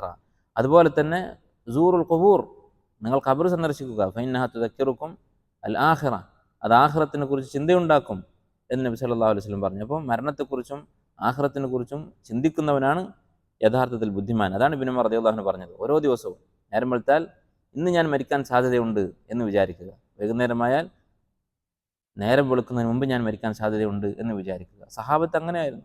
പല സഹാബത്തിൻ്റെയും ജീവിതത്തിൽ കാണാം, അവർ വിത്ർ നമസ്കാരം ഉറങ്ങുന്നതിന് മുമ്പ് നമസ്കരിക്കുമായിരുന്നു. അബൂബക്കർ സിദ്ദീഖ് റളിയല്ലാഹു അൻഹു അതിൽപ്പെട്ട ആളാണ്. അതുപോലെയുള്ള പല സഹാബത്തും അവർ രാത്രി ഇശാ കഴിഞ്ഞ ഉടനെ വിത്ർ നമസ്കരിക്കുമായിരുന്നു. അതിനെക്കുറിച്ച് ഇബ്നു റജബ് റഹിമഹുല്ലാഹ് പറയുന്നത്, ചില പണ്ഡിതന്മാർ അതിനെ വ്യാഖ്യാനിച്ചിട്ട് പറഞ്ഞത്, ഉറങ്ങിപ്പോകും, ഫജ്റിന് മുമ്പ് എഴുന്നേൽക്കുകയില്ല എന്ന് ഒരാൾക്ക് പേടിയുണ്ടെങ്കിൽ ഇശാ കഴിഞ്ഞിട്ട് വിത്ർ നമസ്കരിക്കുക. അല്ല, ഉറപ്പായിട്ടും രാവിലെ എഴുന്നേൽക്കുമെന്ന് ഉറപ്പുണ്ടെങ്കിൽ അവസാനം നമസ്കരിക്കുന്നതാണ് നല്ലത്, ഫജ്റിന് മുമ്പായിട്ട് വിത്ർ നമസ്കരിക്കുന്നതാണ് നല്ലത്. അതിനുള്ള തെളിവായിട്ട് ഈ അബൂബക്കർ റളിയല്ലാഹു അൻഹുവിൻ്റെ സംഭവമൊക്കെ പറയാറുണ്ട്. അതിനെ വിമർശിച്ചുകൊണ്ട് ഇബ്നു റജബ് പറയുകയാണ്, ഈ പറഞ്ഞത് ശരിയല്ല. അതായത് അബൂബക്കർ റളിയല്ലാഹു അൻഹു ഇശാ കഴിഞ്ഞ് വിത്ർ നമസ്കരിക്കാൻ കാരണം ഇതല്ല. ഉറങ്ങിപ്പോകുമെന്ന് പേടിയുള്ള ആളുകൾക്ക് നേരത്തെ നമസ്കരിക്കാം, അതിൽ പ്രശ്നമില്ല. പക്ഷേ അബൂബക്കർ റളിയല്ലാഹു അൻഹു എന്തുകൊണ്ടാണ് ഇത് ചെയ്തത്? അദ്ദേഹം രാവിലെ എഴുന്നേൽക്കുകയില്ല എന്ന് പേടിച്ചിട്ടാണോ? അല്ല, നേരെ മറിച്ച് രാത്രി മരിച്ചു പോയാലോ എന്ന് വിചാരിച്ചിട്ടാണ്. അപ്പോൾ വിത്ർ കഴിഞ്ഞിട്ട് മരിക്കാം എന്ന് വിചാരിച്ചിട്ടാണ് എന്ന് ഇബ്നു റജബ് റഹിമഹുല്ലാഹ് വിശദീകരിച്ചിട്ടുണ്ട്. അപ്പോൾ ഇങ്ങനെ ആയിരിക്കും ഒരു യഥാർത്ഥ മുഅ്മിൻ്റെ അവസ്ഥയുണ്ടാവുക. മരണം ഏത് സമയത്തും പ്രതീക്ഷിച്ചുകൊണ്ടായിരിക്കും ജീവിക്കുക. അതാണ് നബി സല്ലല്ലാഹു അലൈഹി വസല്ലം പറഞ്ഞത്, മാ അന ഇല്ലാ കറാകിബിൻ ഇസ്തദല്ല തഹ്ത ഷജറ സുമ്മ റാഹ വതറകഹ. ഒരു യാത്രക്കാരനെ പോലെ നബി സല്ലല്ലാഹു അലൈഹി വസല്ലമയുടെയും സഹാബത്തിൻ്റെയും അവസ്ഥ ഇതായിരുന്നു. പിന്നീട് ഇബ്നു ഉമർ റളിയല്ലാഹു അൻഹു പറയുന്നത് എന്താണ്? ഖുദ് മിൻ സിഹതിക ലിമറദിക്, നിനക്ക് ആരോഗ്യമുള്ള സമയത്ത് രോഗാവസ്ഥക്ക് വേണ്ടത് ചെയ്തു വെക്കുക എന്നാണ് ഉദ്ദേശിക്കുന്നത്. ആരോഗ്യമുള്ള സമയത്ത് ഇബാദത്തുകൾ ചെയ്യുക. അത് രണ്ട് ഉപകാരങ്ങളുണ്ട്. ഒന്ന്, നമുക്കറിയാം രോഗം വന്നാൽ പിന്നീട് നമുക്ക് ഇബാദത്തുകൾ ചെയ്യാൻ സാധിക്കുകയില്ല. മറ്റൊന്ന്, രോഗിയായാൽ അല്ലാഹു തആല ആരോഗ്യമുള്ള കാലത്ത് ചെയ്ത ഇബാദത്തുകളുടെ അതേ പ്രതിഫലം തുടർച്ചയായി തന്നുകൊണ്ടിരിക്കും. ഇമാം അഹ്മദൊക്കെ ഉദ്ധരിച്ചൊരു ഹദീസിൽ കാണാം, ഇദാ സാഫറൽ അബ്ദു ഔ മരിദ്, ഒരടിമ യാത്ര പോവുകയോ അല്ലെങ്കിൽ രോഗിയാവുകയോ ചെയ്താൽ, യാത്രയും രോഗവും ഇത് രണ്ടും അമലുകൾ ചെയ്യാൻ തടസ്സമാകുന്ന കാര്യങ്ങളാണ്. അങ്ങനെ സംഭവിച്ചാൽ കുത്തിബ ലഹു മിനൽ അമൽ, അവൻ്റെ അമലുകൾ രേഖപ്പെടുത്തിക്കൊണ്ടേയിരിക്കും. അവൻ അമൽ ഒന്നും ചെയ്യുന്നില്ല, രോഗിയാണ്, കിടപ്പിലാണ് അല്ലെങ്കിൽ യാത്രയിലാണ്, പക്ഷേ അവൻ്റെ ഇബാദത്തുകൾ അല്ലാഹു തആല രേഖപ്പെടുത്തിക്കൊണ്ടേയിരിക്കും. മാ കാന യഅമലു സഹീഹൻ മുഖീമ, അവൻ ആരോഗ്യമുള്ള കാലത്ത് യാത്ര ചെയ്യുന്നതിന് മുമ്പ് എന്തൊക്കെയായിരുന്നു ചെയ്തിരുന്നത്, അതെല്ലാം എഴുതിക്കൊണ്ടിരിക്കും. ഒരാൾ തിങ്കളും വ്യാഴവും നോമ്പ് നിൽക്കുന്ന ആളാണ്, പിന്നീട് രോഗം വന്ന് ഇതിന് സാധിക്കാതെ വന്നു. പിന്നെയും എല്ലാ ആഴ്ചയും തിങ്കളും വ്യാഴവും അവന് നോമ്പിൻ്റെ കൂലി കിട്ടിക്കൊണ്ടിരിക്കും. ഒരാൾ തഹജ്ജുദ് നമസ്കരിച്ചിരുന്ന ആളാണ്, രോഗം വന്ന് കിടപ്പിലായി, അയാൾക്ക് അല്ലെങ്കിൽ യാത്ര പോയി, യാത്രയിൽ നമസ്കരിക്കാൻ പറ്റാത്ത അവസ്ഥയാണ്, അയാൾക്ക് ഈ തഹജ്ജുദിൻ്റെ പ്രതിഫലം കിട്ടിക്കൊണ്ടിരിക്കും. അപ്പോൾ ആരോഗ്യമുള്ള സമയത്ത് നിൻ്റെ രോഗാവസ്ഥയിലേക്ക് വേണ്ടത് ചെയ്തു വെക്കുക. അങ്ങനെ ചെയ്യാത്ത ഒരാളാണെങ്കിലോ അവൻ രോഗിയാകുമ്പോൾ, പ്രായമായി കിടപ്പിലൊക്കെ ആകുമ്പോൾ അവൻ വളരെ വിഷമത്തിലായിരിക്കും, മരിക്കാൻ പോകുന്നതിൻ്റെ പ്രയാസമുണ്ടാകും, അതുപോലെ തൻ്റെ ആയുസ് പാഴാക്കിയതിൻ്റെ വിഷമമുണ്ടാകും. അങ്ങനെ വിഷമിക്കുന്നതിന് മുമ്പ് ആരോഗ്യമുള്ള സമയത്ത് ഇബാദത്ത് ചെയ്യുക. ശൈത്താൻ നേരെ തിരിച്ചാണ് നമുക്ക് തോന്നിപ്പിക്കുക, കുറച്ചുകൂടി കഴിയട്ടെ, പ്രായമാകട്ടെ. അങ്ങനെ പ്രായമായാൽ എന്ത് സംഭവിക്കും? ആരോഗ്യം കുറയും, ഇബാദത്തുകൾ ചെയ്യാൻ നമുക്ക് സാധിക്കാത്ത അവസ്ഥ വരും, പിന്നെ തിരക്കുകളും വർദ്ധിക്കുകയാണ് ചെയ്യുക.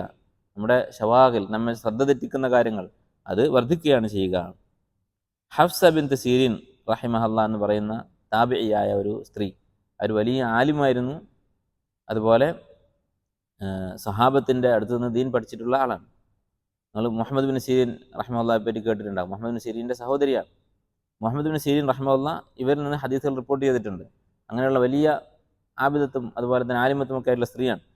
അവർ പറയുന്നതായി ഒരു അസർ വളരെ പ്രശസ്തമാണ്. അവർ പറയുമായിരുന്നു, അതുപോലെ തന്നെ മുൻഗാമികളായ പലരും പറഞ്ഞിട്ടുള്ളതാണ്, യാ മഅശറ ശബാബ് ഖുദൂ മിൻ അൻഫുസികും വ അൻതും ശബാബ്.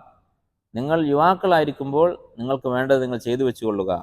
മാ റഅയ്തുൽ അമല ഇല്ലാ ഫി ശബാബ്. അമൽ എന്ന് പറയുന്നത് ചെറുപ്പകാലത്ത് ചെറുപ്പക്കാർക്കുള്ളതാണ് എന്നവർ പറയുമായിരുന്നു. ഇബാദത്തുകൾ എന്നുള്ളത് യുവാക്കൾക്കുള്ളതാണ്. കാരണം ഏത് ഇബാദത്തും ചെയ്യാൻ സാധിക്കും ആരോഗ്യമുള്ള സമയത്ത്. നമുക്ക് തഹജ്ജുദ് നമസ്കരിക്കാൻ ആരോഗ്യമുണ്ട്, അതുപോലെ നോമ്പ് നോൽക്കാൻ സാധിക്കും. എന്തൊക്കെ ഇബാദത്തുകൾ പഠിപ്പിച്ചിട്ടുണ്ടോ, ഹജ്ജോ ഉംറയോ ചെയ്യണമെങ്കിൽ നമുക്ക് ചെയ്യാൻ സാധിക്കും. എത്ര തിരക്കുള്ള സമയത്താണെങ്കിലും തവാഫ് ചെയ്യാൻ സാധിക്കും. ഇതിനൊക്കെ ആരോഗ്യം വേണം. അപ്പോൾ ആരോഗ്യമുള്ള യുവത്വമുള്ള സമയത്ത് ഇബാദത്ത് ചെയ്യുക, അതാണ് ഇബാദത്തിൻ്റെ സമയം എന്ന് അവർ പറയുമായിരുന്നു. അല്ലെ, Abdullah bin Amr bin as റളിയല്ലാഹു അൻഹു, നമുക്കറിയാം അദ്ദേഹത്തിൻ്റെ കഥ സഹീഹ് മുസ്ലിമിൽ അറിയപ്പെട്ട ഹദീസാണ്. അദ്ദേഹം വിവാഹം കഴിച്ചു, വളരെ ചെറിയ പ്രായത്തിലാണ് വിവാഹം കഴിക്കുന്നത്. അങ്ങനെ അദ്ദേഹത്തിൻ്റെ ഭാര്യയോട് അംർ ബിൻ ആസ് റളിയല്ലാഹു അൻഹു ഉപ്പ ചോദിച്ചു, എന്താണ് എൻ്റെ മകനെക്കുറിച്ച് അഭിപ്രായം?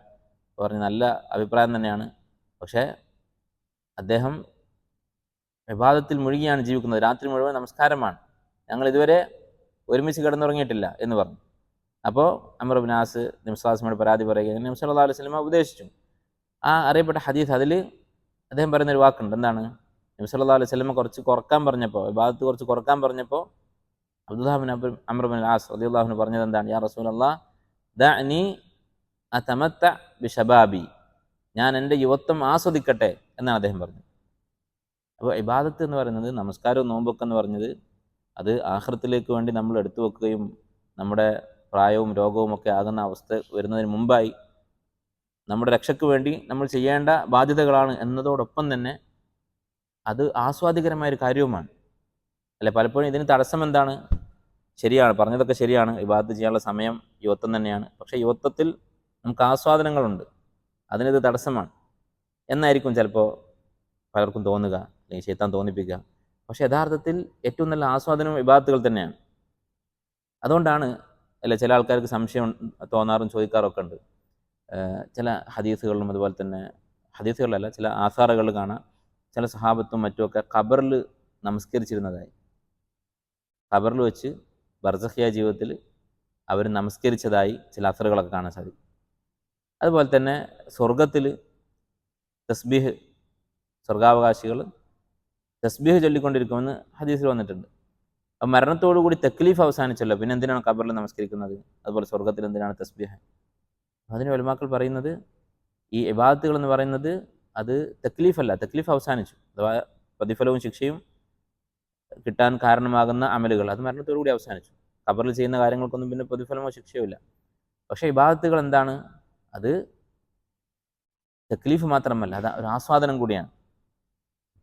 അതുകൊണ്ടാണ് സ്വർഗത്തിൽ തസ്ബീഹ്, കാരണം സ്വർഗത്തിൽ ആസ്വാദനങ്ങൾ മാത്രമേ ഉള്ളൂ. സ്വർഗാവകാശികൾ ശ്വാസം എടുക്കുന്നതിന് തുല്യമായി, അഥവാ ഓരോ ശ്വാസത്തിലും അവർ തസ്ബീഹ് ചൊല്ലിക്കൊണ്ടിരിക്കും എന്നാണ്. അപ്പോൾ നമുക്കിപ്പോൾ അതൊരു പ്രയാസമായിട്ട് തോന്നും. പക്ഷേ യഥാർത്ഥത്തിൽ അള്ളാഹുവിനെ അറിയുന്ന ഒരാൾ, അള്ളാഹുവിനെ സ്നേഹിക്കുന്ന ഒരാൾ, അവന് അത് വളരെ ആസ്വാദികരമായൊരു കാര്യമാണ്. അതുകൊണ്ട് തന്നെ അറിയപ്പെട്ട ഒരു താബിഈ സാബിത്ത് അൽ ബുനാനി റഹിമഹുല്ലാഹ്, അനസ് ബിൻ മാലിക്കിൻ്റെ ശിഷ്യനായിട്ടുള്ള താബിഈ, അദ്ദേഹത്തിൻ്റെ ഒരു ദുആ അദ്ദേഹത്തിൻ്റെ ചരിത്രത്തിൽ കാണാം. അദ്ദേഹം അള്ളാഹുവിനോട് ദുആ ചെയ്യാറുള്ളതായി, അള്ളാഹുവെ ഖബറിൽ വെച്ച് നമസ്കരിക്കാൻ ആർക്കെങ്കിലും അനുവാദമുണ്ടെങ്കിൽ എനിക്ക് നീ അതിനുള്ള അവസരം തരണം എന്ന് പറഞ്ഞിരുന്നതായി. അപ്പോൾ മുസ്തഹീലായിട്ടുള്ള കാര്യങ്ങൾക്ക് വേണ്ടി ദുആ ചെയ്യാൻ പാടില്ല, ഒരിക്കലും നടക്കാത്ത കാര്യങ്ങൾക്ക് വേണ്ടി ദുആ ചെയ്യാൻ പാടില്ല. നടക്കാൻ സാധ്യതയുള്ളതുകൊണ്ടാണ് അദ്ദേഹം അതിനു വേണ്ടി ദുആ ചെയ്തത്. സാന്ദർഭികമായി പറഞ്ഞതാണ്, ഇബാദത്തിൻ്റെ സമയം യുവത്വമാണ്. ആ സമയം ഇബാദത്തിന് വേണ്ടി ചിലവഴിച്ചിട്ടില്ലെങ്കിൽ നമ്മൾ പിന്നീട് ഖേദിക്കേണ്ടി വരും.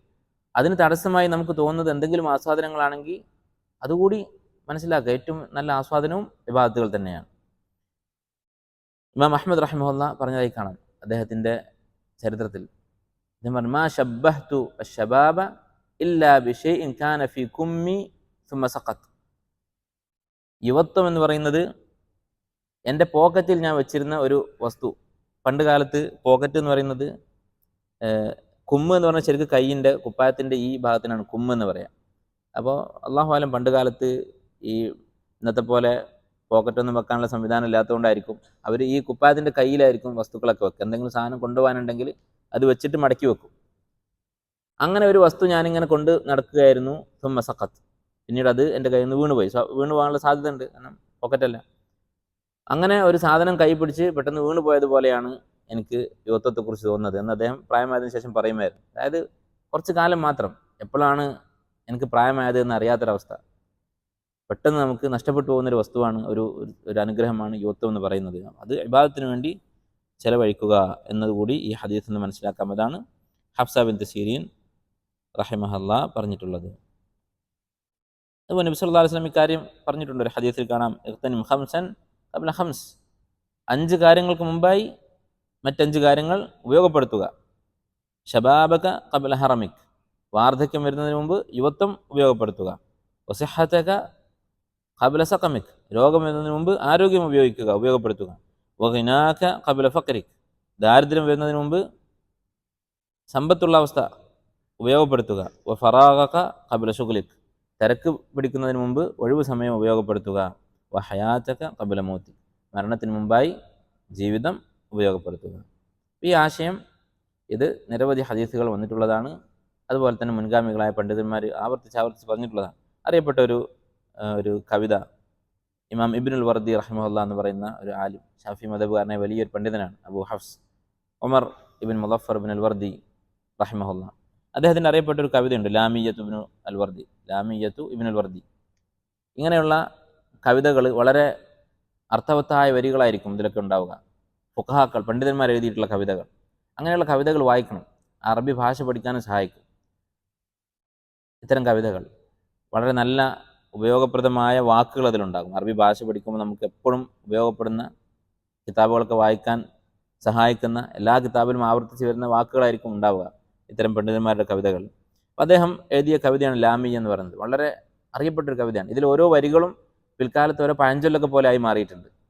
അദ്ദേഹത്തിൻ്റെ ഈ കവിത ചെറുതാണ്, പക്ഷേ വളരെ നല്ല ആശയങ്ങളുള്ള ഒരു കവിതയാണ്. അതിൽ അദ്ദേഹം പറയുന്നത് കാണാം, ഖസ്സിറിൽ ആമാല ഫിദ്ദുനിയ തഫുസ് ഫദലീലുൽ അഖ്ലി തഖ്സീറുൽ അമൽ.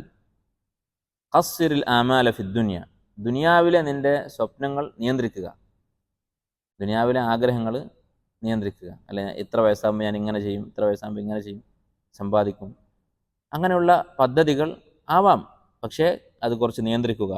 ഫദലീലുൽ അഖ്ലി തഖ്സീറുൽ അമൽ, ഒരാളുടെ ബുദ്ധിയുടെ ദലീലാണ്, ബുദ്ധിയുണ്ട് എന്നുള്ളതിൻ്റെ അടയാളമാണ് അവൻ്റെ ആഗ്രഹങ്ങൾ കുറയുക എന്നുള്ളത്.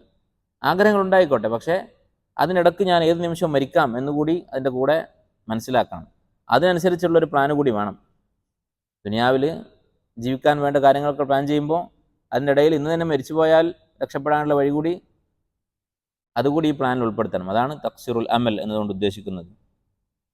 അതുപോലെ അദ്ദേഹം പറയുന്നു, ഇന്നമൻ യത്ലുബുഹുൽ മൗതു അലാ ഗിർറത്തിൻ മിൻഹു ജദീറുൻ ബിൽ വജൽ. ഇന്നമൻ യത്ലുബുഹുൽ മൗത്ത്, ഒരാളെ മരണം പിന്തുടർന്നുകൊണ്ടിരിക്കുകയാണ്. അങ്ങനെയുള്ള ഒരാൾ അലാ ഗിർറത്തിൻ മിൻഹു, ആ മരണം പിന്തുടരുന്നത് എങ്ങനെയാണ്? അപ്രതീക്ഷിതമായ സമയത്ത് ആക്രമിക്കാൻ വേണ്ടിയിട്ടാണ് ഈ മരണം പിന്തുടരുന്നത്. ഒരു സ്ഥലത്ത് പതുങ്ങിയിരുന്ന് നമ്മൾ പ്രതീക്ഷിക്കാത്ത സമയത്ത് നമ്മൾ പിടിക്കാൻ വേണ്ടി, ഒരു ശത്രു പിടിച്ചു കൊല്ലാൻ വേണ്ടി ഒരാൾ നമ്മുടെ പിന്നാലെ നടക്കുന്നുണ്ടെങ്കിലോ, യഥാർത്ഥത്തിൽ മരണത്തിൻ്റെ അവസ്ഥ അതാണ്. ഏത് നിമിഷവും മരണം നമ്മെ പിടികൂടാം. എല്ലാ നിമിഷവും മരണത്തെ പ്രതീക്ഷിച്ചുകൊണ്ടിരിക്കുക എന്നുള്ളത് അങ്ങനെയുള്ള ആളുകൾ വളരെ അപൂർവമായിരിക്കും. അപ്പോൾ സ്വാഭാവികമായിട്ടും അധികം ആളുകളുടെയും മരണം അപ്രതീക്ഷിതമായ ഒരു ആക്രമണത്തിൽ തന്നെയായിരിക്കും. അങ്ങനെയുള്ള ഒരാൾ, അങ്ങനെയാണ് ഞാൻ എന്ന് മനസ്സിലാക്കി കഴിഞ്ഞാൽ ലജദീറും ബിൽ വജൽ, അങ്ങനെയുള്ളവൻ പേടിക്കേണ്ടതാണ്. ഈ കാര്യം ഓർക്കുമ്പോൾ അവൻ പേടിക്കേണ്ടതാണ്. അതുപോലെ തന്നെ അറിയപ്പെട്ട ഒരു ആലിമാണ് അബു ഇസ്ഹാഖ് അൽ ഇൽബീരി. അദ്ദേഹത്തിൻ്റെ താഇയ്യ എന്ന് പറയുന്ന കവിതയെക്കുറിച്ച് നമ്മൾ മുമ്പ് പറഞ്ഞിട്ടുണ്ട്. അതിൽ അദ്ദേഹം അതിൻ്റെ അവസാന ഭാഗത്ത് അദ്ദേഹം പറയുന്നത് കാണാം, ഫലൈസത് ഹാദിഹി ദുന്യ ബിഷൈ തസൂഉക ഹിക്ബതൻ വതസുറു വഖ്ത. ദുനിയാവിൻ്റെ നിസ്സാരതയെക്കുറിച്ച് അദ്ദേഹം പറയുകയാണ്, ഈ ദുനിയാവ് എന്ന് പറയുന്നത് ഒന്നുമല്ല, തസൂഉക ഹിക്ബതൻ വതസുറു വഖ്ത, ഇതെന്ത് ചെയ്യും, കുറേ കാലം തന്നെ വിഷമിപ്പിക്കും, കുറച്ച് സമയം സന്തോഷവും സുഖവും ഉണ്ടാകും. അതാണ് ദുനിയാവിൻ്റെ അവസ്ഥ.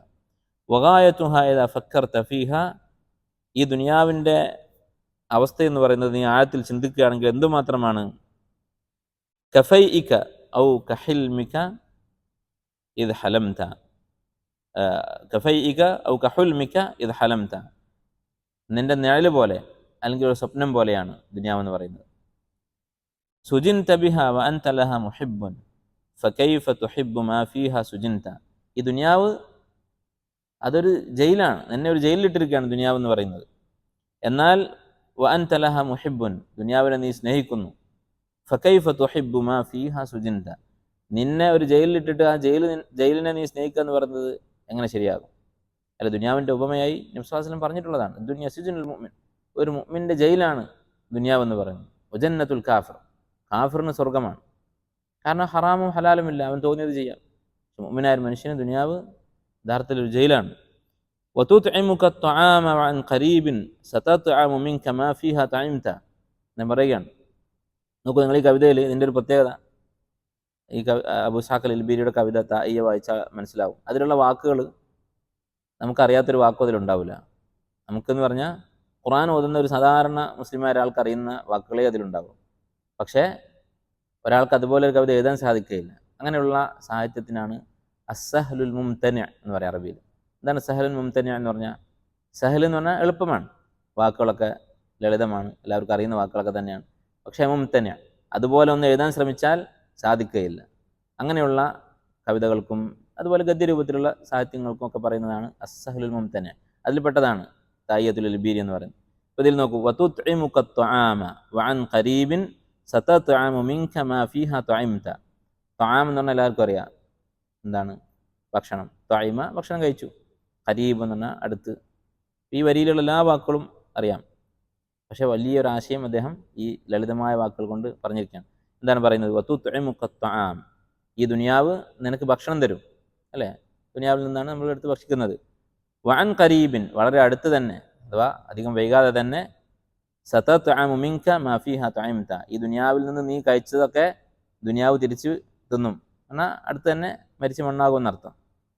വതഷ്ഹദു കുല്ല യൗമിൻ ദഫ്ന ഖില്ലിൻ, ഓരോ ദിവസവും ഒരു സുഹൃത്തിൻ്റെ ദഫൻ, കബറടക്കുന്ന ചടങ്ങ് നീ കാണുന്നുണ്ട്. കഅന്നക ലാ തുറാദു ലിമാ ഷഹിദ്ത, പക്ഷെ നീ കണ്ട ഈ കാഴ്ച, കബറടക്കുക എന്നുള്ളത്, മരിച്ച ഒരാളെ കബറടക്കുക എന്നുള്ളത്, അത് നിനക്ക് ബാധകമല്ല എന്ന് നീ ചിന്തിക്കുന്നത് പോലെയാണ് നിൻ്റെ ജീവിതം. വലം തുഖ്ലഖ് ലിതഅമുറഹ വലാകിൻ ലിതഅബുറഹ ഫജിദ്ദ ലിമാ ഖുലിഖ്ത, നീ സൃഷ്ടിക്കപ്പെട്ടിട്ടുള്ളത്, ലം തുഖ്ലഖ്, നിന്നെ സൃഷ്ടിച്ചിട്ടില്ല, ലിതഅമുറഹ, ഈ ദുനിയാവിനെ സജീവമാക്കാൻ വേണ്ടി, ഈ ദുനിയാവിനെ ഇമാറത്ത്, എന്താണ് ഇമാറത്ത് എന്ന് പറഞ്ഞാൽ? ഈ ദുനിയാവ് വിജയിപ്പിക്കാൻ വേണ്ടി, ദുനിയാവിലെ ജീവിതം, ഐഹിക ജീവിതം വിജയിപ്പിക്കാൻ വേണ്ടിയല്ല നിന്നെ സൃഷ്ടിച്ചിട്ടുള്ളത്. വലാകിൻ ലിതഅബുറഹ, ദുനിയാവിനെ കടന്നു പോകാൻ വേണ്ടിയാണ്. ഫജിദ്ദ ലിമാ ഖുലിഖ്ത, നിന്നെ എന്തിനാണോ സൃഷ്ടിച്ചത് അതിനു വേണ്ടി നീ കൂടുതൽ പരിശ്രമിക്കുക. എന്നിട്ട് അദ്ദേഹം പറയുന്നു, വ ഇൻ ഹുദിമത്, ഇനി നിനക്ക് ദുനിയാവിൽ എന്തെങ്കിലും നഷ്ടം സംഭവിച്ചാൽ, നിന്റെ ദുനിയാവ് തകർന്നു പോയാൽ, ഫസിദ്ഹ അൻത ഹദ്മൻ, നീ കൂടുതൽ അതിനെ തകർക്കുക എന്ന് പറഞ്ഞാൽ, എന്തെങ്കിലും ദാരിദ്ര്യം ഒക്കെ ബാധിച്ചാൽ അതിൽ വിഷമിച്ചിരിക്കേണ്ടതില്ല. കൂടുതൽ തകർക്കുക എന്നുള്ളത് ആലങ്കാരികമായി പ്രയോഗിച്ചാണ്, കവിത അങ്ങനെയാണ്, മുബാലകത്താണ്. കച്ചവടത്തിന് നഷ്ടം വന്നാലും ഒന്നുകൂടി നഷ്ടം കൂട്ടുക എന്നല്ല, അത്രയും നിസ്സാരമായി കാണുക, ആ നഷ്ടം ഒന്നുമല്ല എന്ന് വിചാരിക്കുക. വഹസ്സിൻ അംറ ദീനിക മസ്തതഅത, നിന്റെ ദീനിൻ്റെ കാര്യം നീ പരമാവധി ശരിയാക്കാൻ നോക്കുക, അതാണ് അടിസ്ഥാനം. വലാ തഹ്സൻ അലാ മാ ഫാത മിൻഹ, ദുനിയാവിൽ എന്തെങ്കിലും നഷ്ടപ്പെട്ടാൽ അതിനെക്കുറിച്ച് ഓർത്ത് ദുഃഖിക്കേണ്ടതില്ല. ഇദാ മാ അൻത ഫി ഉഖ്റാക ഫുസ്ത, നിന്റെ ആഖിറത്തിൻ്റെ കാര്യത്തിൽ നീ വിജയിച്ചിട്ടുണ്ടെങ്കിൽ. ഫലൈസ ബിനാഫിഇൻ മാ നിൽത മിൻഹ, ഈ ദുനിയാവിൽ നീ എന്തെങ്കിലും നീ നേടിയാൽ അതിൽ നീ സന്തോഷിക്കേണ്ടതുമില്ല. മിനൽ ഫാനി ഇദൽ ബാഖി ഹുരിംത, ഇതിൽ നിന്ന് നേടുന്ന കാര്യം എന്താണ്? മിനൽ ഫാനി, അതൊക്കെ നശിക്കാനുള്ള കാര്യങ്ങളാണ്. ഇദൽ ബാഖി ഹുരിംത, എന്നും നിലനിൽക്കുന്ന ബാക്കിയാകുന്ന ആഖിറത്ത്, അത് നഷ്ടപ്പെട്ടിട്ടാണ് നീ നേടുന്നതെങ്കിൽ അത് കണ്ട് നീ സന്തോഷിക്കേണ്ടതുമില്ല. അപ്പോൾ ഈ ഹദീസിൻ്റെ ചുരുക്കം ഇതാണ്: ദുനിയാവ് എന്താണെന്ന് മനസ്സിലാക്കുക. അത് മനസ്സിലാക്കിയവനാണ് ബുദ്ധിമാൻ. അതുകൊണ്ട് ചില പണ്ഡിതന്മാർ പറഞ്ഞതായി ഇബ്നു റജബ് ജാമിഉൽ ഉലൂം വൽ ഹിക്കം എന്ന് പറയുന്ന അദ്ദേഹത്തിൻ്റെ ഷറഹിൽ പറഞ്ഞത് കാണാം. ഒരാൾ സ്വത്ത് വഖഫ് ചെയ്യുകയാണെങ്കിൽ, മുമ്പ് നമ്മൾ പറഞ്ഞിട്ടുണ്ട് എന്നാണ് എൻ്റെ ഓർമ്മ, ഒരാൾ വഖഫ് ചെയ്തു ഒരു ബിൽഡിങ്, ഇതിൽ നിന്ന് കിട്ടുന്ന വരുമാനം ആർക്കാണ്? ലി ആഖലിന്നാസ്, അല്ലെങ്കിൽ ആഖലി അൽ ബലദ്, ഈ നാട്ടിലെ ഏറ്റവും ബുദ്ധിയുള്ള ആളുകൾക്കാണ് അതിൻ്റെ വരുമാനം എന്ന് പറഞ്ഞിട്ട് ഒരു വഖഫ് ചെയ്താൽ, ചില ഫുഖഹാക്കൾ അവർ തമാശ പറഞ്ഞതല്ല, അവർ ഫിഖ്ഹിൻ്റെ ഒരു മസല പഠിപ്പിക്കുകയാണ്.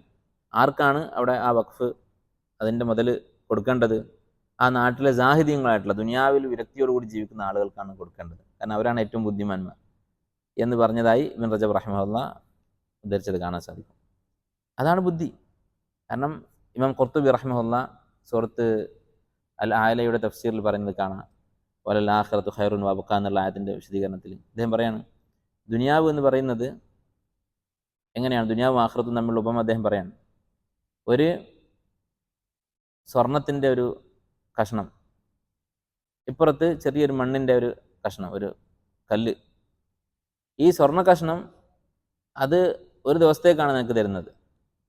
ഈ മണ്ണ് നിനക്ക് എന്നും മരണം വരെ ഉപയോഗിക്കാം എന്ന് പറഞ്ഞിട്ടൊരു മണ്ണിൻ്റെ കട്ട അല്ലെങ്കിൽ ഒരു കല്ല് തന്നാൽ, ഈ കല്ലാണ് വാങ്ങേണ്ടത്, കാരണം ഇതൊരു ദിവസത്തേക്ക് എന്ത് ചെയ്യാനാണ്. അതുകൊണ്ട് നേരെ തിരിച്ച് അപ്പം ഈ മണ്ണും ഈ സ്വർണവും ഇതിന് പകരം ഈ സ്വർണം എന്നേക്കും ഉപയോഗിക്കാൻ വേണ്ടി തരുന്നു, ഈ കല്ലൊരു ദിവസത്തേക്കും തരുന്നു.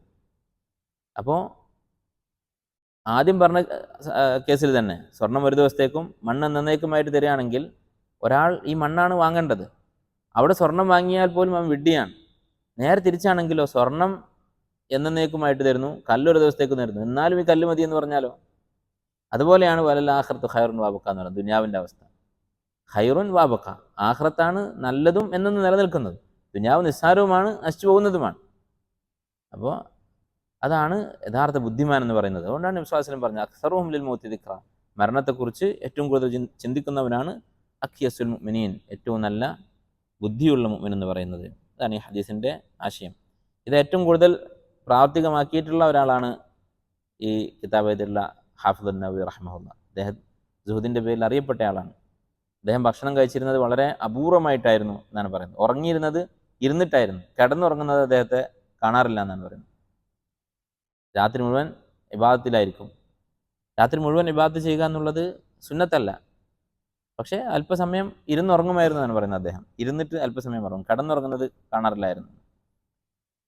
അപ്പോൾ ദുനിയാവിൻ്റെ ആഗ്രഹങ്ങളും സ്വപ്നങ്ങളും കുറച്ച് കുറക്കുകയും ആഖിറത്തിൻ്റെ സ്വപ്നങ്ങൾ കാണാൻ തുടങ്ങുകയും ചെയ്യുക. അതാണ് ഈ ഹദീസിൻ്റെ ചുരുക്കം. അടുത്ത ഹദീസ് 41-ാമത്തെ ഹദീസ്. അൻ അബി മുഹമ്മദ് അബ്ദുല്ലാഹി ഇബ്നു അംർ ഇബ്നു അൽ ആസ് റളിയല്ലാഹു അൻഹു ഖാൽ ഖാല റസൂലുള്ളാഹി സ്വല്ലല്ലാഹു അലൈഹി വസല്ലം ലാ യുഅ്മിനു അഹദുക്കും, നിങ്ങൾ മുഅ്മിനാവുകയില്ല, നിങ്ങൾ ഒരാൾ മുഅ്മിനാവുകയില്ല, ഹത്താ യകൂന ഹവാഹു തബഅൻ ലിമാ ജിഅ്തു ബിഹി, അവൻ്റെ ഹവ ഞാൻ കൊണ്ടുവന്നത് അഥവാ നബി സല്ലല്ലാഹു അലൈഹി വസല്ലമയുടെ സുന്നത്ത് അതിനോട് യോജിക്കുന്നത് വരെ. നബി റഹിമഹുല്ലാഹി ഹദീസ് ഉദ്ധരിച്ചിട്ട് പറയുന്നു, ഹദീസുൻ ഹസനുൻ സഹീഹ് റുവീനാഹു ഫി കിതാബിൽ ഹുജ്ജ. ഈ ഹദീസ് ഹസനുൻ സഹീഹ് എന്നാണ് നബി റഹിമഹുല്ലാഹി പറയുന്നത്. ഈ ഹദീസിൻ്റെ സനദിനെ കുറിച്ച് അഭിപ്രായ വ്യത്യാസമുണ്ട്, സഹീഹാണോ ലൈഫാണോ എന്ന്. പക്ഷേ ഈ ഹദീസിൻ്റെ ആശയം ശരിയാണ്. എന്താണ് ആശയം? ലാ യുഅ്മിനു അഹദുക്കും, ഒരാൾ മുഅ്മിനാവുകയില്ല, പൂർണ്ണമായ ഈമാനാണ് ഉദ്ദേശിക്കുന്നത്, ഒരാളുടെയും ഈമാൻ പൂർത്തിയാവുകയില്ല, ഹത്താ യകൂന ഹവാഹു തബഅൻ ലിമാ ജിഅ്തു ബിഹി, അവൻ്റെ ഹവ ഞാൻ പഠിപ്പിച്ചതുമായി യോജിക്കുന്നത് വരെ. എന്താണ് ഹവ എന്ന് പറഞ്ഞാൽ? ഹവ എന്ന് പറഞ്ഞാൽ മൈലുൽ ഖൽബ്, മനസ്സിൻ്റെ ഒരു ചായ്വ്, മനസ്സിൻ്റെ താല്പര്യങ്ങൾ. മനസ്സിൻ്റെ താല്പര്യം നബി സല്ലല്ലാഹു അലൈഹി വസല്ലം കൊണ്ടുവന്ന ദീനുമായി യോജിക്കണം. അപ്പോൾ ഇവിടെ ഉദ്ദേശിക്കുന്നത് എന്താണ്? ഒരാൾ ദീനിൻ്റെ ഒരു കാര്യം കേട്ടാൽ അത് അള്ളാഹ് കൽപ്പിച്ചതാണല്ലോ, നബി സല്ലല്ലാഹു അലൈഹി വസല്ലം കൽപ്പിച്ചതാണല്ലോ, അനുസരിക്കല്ല നിർവാഹമില്ല എന്ന് പറഞ്ഞിട്ട് ചെയ്യാൻ പാടില്ല. നേരെ മറിച്ച് അത് ഇഷ്ടത്തോടു കൂടി ചെയ്യണം. അതാണ് ഈമാനിൻ്റെ പൂർണ്ണത. പക്ഷേ ഇത് എല്ലാവർക്കും സാധിക്കുമോ? എല്ലാവർക്കും സാധിക്കുകയില്ല. എല്ലാവർക്കും നിർബന്ധമാണോ? നിർബന്ധവുമല്ല. കാരണം ഇതെല്ലാവർക്കും സാധിക്കാത്ത കാര്യമാണ്. അള്ളാഹുവിൻ്റെ കൽപ്പനകൾ അനുസരിക്കൽ എല്ലാവർക്കും നിർബന്ധമാണ്. പക്ഷെ അത് ഇഷ്ടമുണ്ടാവുക എന്നുള്ളത്, അത് മനസ്സിൽ അത് ഇഷ്ടപ്പെട്ടുകൊണ്ട് അതിനോട് മനസ്സിൽ യാതൊരു തരത്തിലുള്ള വിഷമവുമില്ലാതെ, മനസ്സിൽ വിഷമവും വെറുപ്പും എന്ന് പറയുന്നത് രണ്ട് തരത്തിലുണ്ട്. ഒന്ന്, അള്ളാഹു സുബ്ഹാനഹു വ തആല ഇത് പഠിപ്പിച്ചത് തെറ്റായി എന്ന അർത്ഥത്തിലുള്ള വെറുപ്പ്. അങ്ങനെ തോന്നിയാൽ അവൻ ഇസ്ലാമിൽ നിന്ന് പുറത്താകും. അതല്ല, സ്വാഭാവികമായും പ്രകൃതിപരമായി മനസ്സിൽ ഒരു വിഷമമുണ്ടാകും, അത് ചെയ്യാൻ നമുക്ക് പ്രയാസമുള്ളത് കൊണ്ട്. അങ്ങനെയുള്ള വിഷമം അത് തെറ്റല്ല, അത് സഹാബത്തിന് പോലും ഉണ്ടായിട്ടുള്ള കാര്യമാണ്. ഉദാഹരണത്തിന് ജിഹാദിനെ കുറിച്ച് അല്ലാഹു തആല പറഞ്ഞ എന്താണ്? കുത്തിബ അലൈക്കുമുൽ ഖിതാലു വഹുവ കുർഹുൻ ലക്കും. യുദ്ധം നിങ്ങൾക്ക് നിർബന്ധമാക്കിയിരിക്കുന്നു, വഹുവ കുർഹുൻ ലക്കും, നിങ്ങൾക്കത് വെറുപ്പാണ്. ആർക്ക്? നിങ്ങൾ എന്ന് പറഞ്ഞാൽ ആരാണ്? സഹാബത്ത്. അപ്പോൾ സഹാബത്തിൽ പലർക്കും യുദ്ധം ചെയ്യാൻ വെറുപ്പുണ്ടായിരുന്നു. ഏതർത്ഥത്തിൽ? യുദ്ധം ചെയ്യുമ്പോൾ ഉണ്ടാകുന്ന ഭൗതികമായ നാശനഷ്ടങ്ങളും പ്രയാസങ്ങളും ഓർക്കുമ്പോൾ മനസ്സിൽ വിഷമമുണ്ടാകും. പക്ഷേ ഇത് അള്ളാഹുവിൻ്റെ നിയമമാണല്ലോ എന്ന് ഓർത്ത് അവർ യുദ്ധം ചെയ്യും, അവരുടെ ജീവൻ നഷ്ടപ്പെട്ടാലും. പ്രകൃതിപരമായി ഉണ്ടാകുന്ന മടിയും അതിനോട് തോന്നുന്ന പേടിയും വിഷമവുമൊക്കെ അത് പല കാര്യത്തിലും സഹാബത്തിന് ഉണ്ടായിട്ടുള്ളതായി ഖുർആനിൽ തന്നെ കാണാം. അതിൽപ്പെട്ട ഒന്നാണ് ഈ ആയത്ത്. അതുപോലെ തന്നെ മക്ക ഫത്തഹിന് ശേഷം ഇന്നമൽ മുശ്രിക്കൂന നജസുൻ എന്ന് പറഞ്ഞിട്ട് അള്ളാഹു തആല ആയത്തിറക്കി, മുശ്രിക്കുകളെ ഹറമിൽ പ്രവേശിപ്പിക്കരുത്. അപ്പോൾ ഈ ആയത്തിറക്കിയപ്പോൾ നമുക്കറിയാം മക്കക്കാരുടെ പ്രധാനപ്പെട്ട വരുമാനം എന്തായിരുന്നു? കച്ചവടമാണ്. മക്കക്കാർ കച്ചവടക്കാരും മദീനക്കാർ കൃഷിക്കാരുമാണ്. അപ്പോൾ മക്കയിൽ അവരുടെ കച്ചവടത്തിൻ്റെ ഏറ്റവും പ്രധാനപ്പെട്ട സീസൺ എന്ന് പറയുന്നത് ഹജ്ജാണ്. ലോകത്തിൻ്റെ നാനാഭാഗത്തു നിന്നും ആളുകൾ ഹജ്ജിന് വരും. ഇബ്രാഹിം നബി അലൈഹി സ്വലാമിൻ്റെ കാലത്ത് മുതലുള്ളതാണ്. അപ്പോൾ ആ ഹജ്ജിൻ്റെ സമയത്ത് നടക്കുന്ന കച്ചവടമാണ് മക്കക്കാരുടെ പ്രധാന വരുമാനം. അത് ഇനി ഉണ്ടാവുകയില്ല. കാരണം ഇസ്ലാം എവിടെയാണുള്ളത്? മക്കത്തും മദീനത്ത് ഇസ്ലാമുള്ളൂ. മക്ക ഫത്തിൻ്റെ സമയത്ത് മക്കത്തും മദീനത്ത് മാത്രമേ ഇസ്ലാമുള്ളൂ. അപ്പോൾ സഹാബത്ത് മാത്രം അങ്ങോട്ടും ഇങ്ങോട്ടും കച്ചവടം ചെയ്യേണ്ടി വരും. ബാക്കിയുള്ള നാട്ടിൽ നിന്നൊക്കെ വരുന്ന ആളുകളുടെ ഹജ്ജ് അവസാനിച്ചു. ഇന്നമൽ മുശ്രിക്കൂന നജസുൻ ഫലാ യഖ്റബുൽ മസ്ജിദൽ ഹറാം. അപ്പോൾ അവരെ സംബന്ധിച്ചിടത്തോളം വലിയൊരു ബിസിനസ്സിൽ വലിയ നഷ്ടമാണ് സംഭവിക്കാൻ പോകുന്നത്.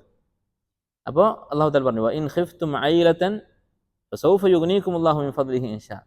നിങ്ങൾക്ക് ദാരിദ്ര്യം നിങ്ങൾ പേടിക്കുന്നുണ്ടെങ്കിൽ ഫസൗഫ യുഗ്നീകുമുല്ലാഹ്, അള്ളാഹു നിങ്ങൾക്ക് ഗിന ഐശ്വര്യം നൽകാൻ പോവുകയാണ്. അള്ളാഹു എന്തെങ്കിലും വഴി കാണിക്കും എന്നർത്ഥം. അപ്പോൾ വൈൻ ഖിഫ്തും ഐലതൻ, നിങ്ങൾ ദാരിദ്ര്യം പേടിക്കുന്നുണ്ടെങ്കിൽ, അവർ ദാരിദ്ര്യം പേടിക്കുന്നുണ്ട് സഹാബത്ത്. അപ്പോൾ ദാരിദ്ര്യത്തോട് പേടി തോന്നുക, അല്ലെങ്കിൽ ജീവൻ നഷ്ടപ്പെടുന്നതിനെക്കുറിച്ച് വെറുപ്പ് തോന്നുക എന്നുള്ളത് സ്വാഭാവികമായി മനുഷ്യന് സംഭവിക്കുന്നത്. അതല്ല പിന്നെ അങ്ങനെയുള്ള പേടി, ആ പേടി പോലും ഉണ്ടാവരുത് എന്നാണ് ഈ ഹദീസിൽ പറയുന്നത്. ഹത്താ യകൂന ഹവാഹു തബ്അൻ ലിമാ ജിഅ്തു ബിഹി, അവൻ്റെ ഹവ തന്നെ, അവൻ്റെ പ്രകൃതിപരമായി ഉണ്ടാകുന്ന ഇഷ്ടവും വെറുപ്പും ഒക്കെ തന്നെ ദീനിനോട് യോജിച്ച് വരിക. ഇത് വലിയൊരു ദർജയാണ്. അങ്ങനെയുള്ള സഹാബത്തുണ്ടായിരുന്നു. അബ്ദുല്ലാഹി ഇബ്നു ഹറാം റളിയല്ലാഹു അൻഹു, അദ്ദേഹത്തിന് ബദർ യുദ്ധത്തിൽ പങ്കെടുക്കാൻ സാധിച്ചില്ല. അദ്ദേഹം പറഞ്ഞു, ഉഹദ് യുദ്ധത്തിൽ ഞാനുണ്ടെങ്കിൽ അല്ലേ. അപ്പോൾ യുദ്ധം നിർബന്ധമാക്കുമ്പോൾ വിഷമമുള്ള ആളുകളുണ്ട്, ഇങ്ങനെയുള്ള ആളുകളുണ്ട്. അബ്ദുല്ലാഹി ഇബ്നു ഹറാം, ജാബിർ റളിയല്ലാഹുവിൻ്റെ ഒപ്പം, അദ്ദേഹം പറഞ്ഞ എന്താണ്? അള്ളാഹു എനിക്ക് ആയുസ് നീട്ടി തരികയാണെങ്കിൽ ലയറയന്ന അല്ലാഹ മാ അസ്ന, ഞാൻ എന്താണ് ചെയ്യുന്നതെന്ന് അള്ളാഹ്ക്ക് കാണാം എന്നാണ് അദ്ദേഹം പറഞ്ഞത്. അതായത് അടുത്ത യുദ്ധം വരട്ടെ എന്ന് പറഞ്ഞ് ആഗ്രഹിച്ച് കാത്തിരിക്കാം. അങ്ങനെയുള്ള ആളുകളുണ്ടാകും. വലമ്മ റഅൽ മുഅ്മിനൂന അൽ അഹ്സാബ ഖാലു ഹാദാ മാ വഅദന അല്ലാഹു വറസൂലുഹു വസദഖ അല്ലാഹു വറസൂലുഹു. അവർ ഈ ശത്രുക്കൾ വന്നപ്പോൾ, ശത്രുക്കൾ എന്ന് പറഞ്ഞാൽ അഹ്സാബ് യുദ്ധം, ഖന്തഖ് യുദ്ധത്തെക്കുറിച്ചാണ് പറയുന്നത്.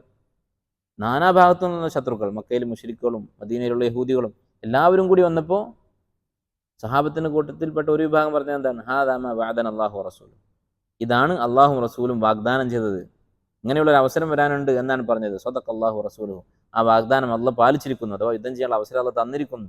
വമാ സാദഹും ഇല്ലാ ഈമാനൻ വ തസ്ലീമ, അവർക്ക് ഈമാൻ കൂടുകയാണ് ചെയ്തത് ശത്രുക്കളെ കണ്ടപ്പോൾ.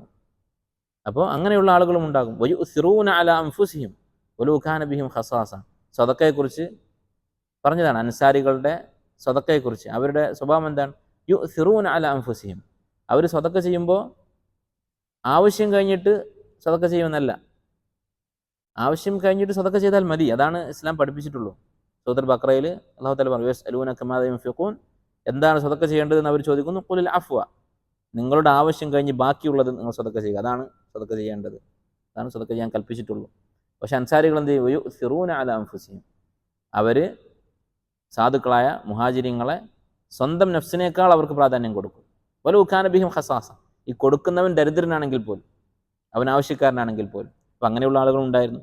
ഇങ്ങനെ ആവുക എന്നുള്ളത് അത് സുന്നത്തായ കാര്യമാണ്. ഇങ്ങനെ ആവുക എന്നുള്ളത് വലിയൊരു ദർജയാണ്. അതിനെക്കുറിച്ചാണ് ഈ ഹദീസിൽ പഠിപ്പിക്കുന്നത്. അങ്ങനെയായിരുന്നു സ്വഹാബത്തിൽ പലരുടെയും അവസ്ഥ. ഇത് ഈമാനിൻ്റെ പൂർണ്ണതയിൽപ്പെട്ട കാര്യമാണ്. അതുപോലെ തന്നെയാണ് ഖുർആൻ അല്ലാഹു തആല പറഞ്ഞു, ഫലാ വറബ്ബിക ലാ യുഅ്മിനൂന, ഒരാളും പൂർണ്ണമായ മുഅ്മിനാവുകയില്ല ഹത്താ യുഹക്കിമൂക ഫീമാ ശജറ ബൈനഹും, അവർക്കിടയിലുള്ള തർക്കത്തിൽ താങ്കളെ വിധികർത്താവാക്കുന്നത് വരെ. സുമ്മ ലാ യജിദൂ ഫീ അൻഫുസിഹിം ഹറജൻ മിമ്മാ ഖളൈത, വിധികർത്താവാക്കുകയും ചെയ്യും, പിന്നീട് താങ്കൾ വിധിച്ച വിധി എന്താണോ അതിനെക്കുറിച്ച് അവരുടെ മനസ്സിലൊരു ഹറജ്, എനിക്കെതിരായിട്ട് വിധി വന്നല്ലോ എന്നുള്ള ഒരു പ്രയാസം അവർക്കുണ്ടാവുകയില്ല. നബി സ്വല്ലല്ലാഹു അലൈഹി വസല്ലമയുടെ വിധി അനുസരിക്കൽ എല്ലാവർക്കും നിർബന്ധമാണ്. പക്ഷേ പൂർണ്ണമായ ഈമാനിനെ കുറിച്ചാണ് ഈ ആയത്തിൽ പറയുന്നത്. അതെന്താണ്? സുമ്മ ലാ യജിദൂ ഫീ അൻഫുസിഹിം ഹറജൻ മിമ്മാ ഖളൈത, താങ്കൾ വിധിച്ച ആ ഖളാ വിധി അതിനെക്കുറിച്ച് അവരുടെ മനസ്സിലൊരു വിഷമം ഉണ്ടാവുകയുമില്ല. വയുസല്ലിമു തസ്ലീമ, അവർ പൂർണ്ണമായും അതിന് കീഴൊതുങ്ങുക തന്നെ ചെയ്യും.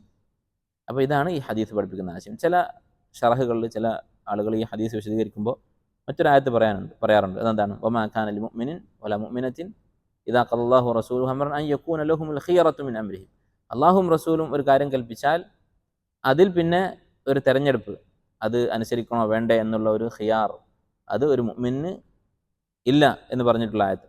യഥാർത്ഥത്തിൽ ആ ആയത്തിൽ പറയുന്ന ആശയമല്ല ഈ ഹദീസിൽ പറയുന്നത്. അതെല്ലാ മുഅ്മിനീങ്ങൾക്കും നിർബന്ധമാണ്. അള്ളാഹു റസൂൽ കാര്യം കൽപ്പിച്ചാൽ അത് മാറ്റി മറ്റൊരു അഭിപ്രായം സ്വീകരിക്കാൻ പാടില്ല എന്ന് പറയുന്നത് അത് നിർബന്ധമാണ്.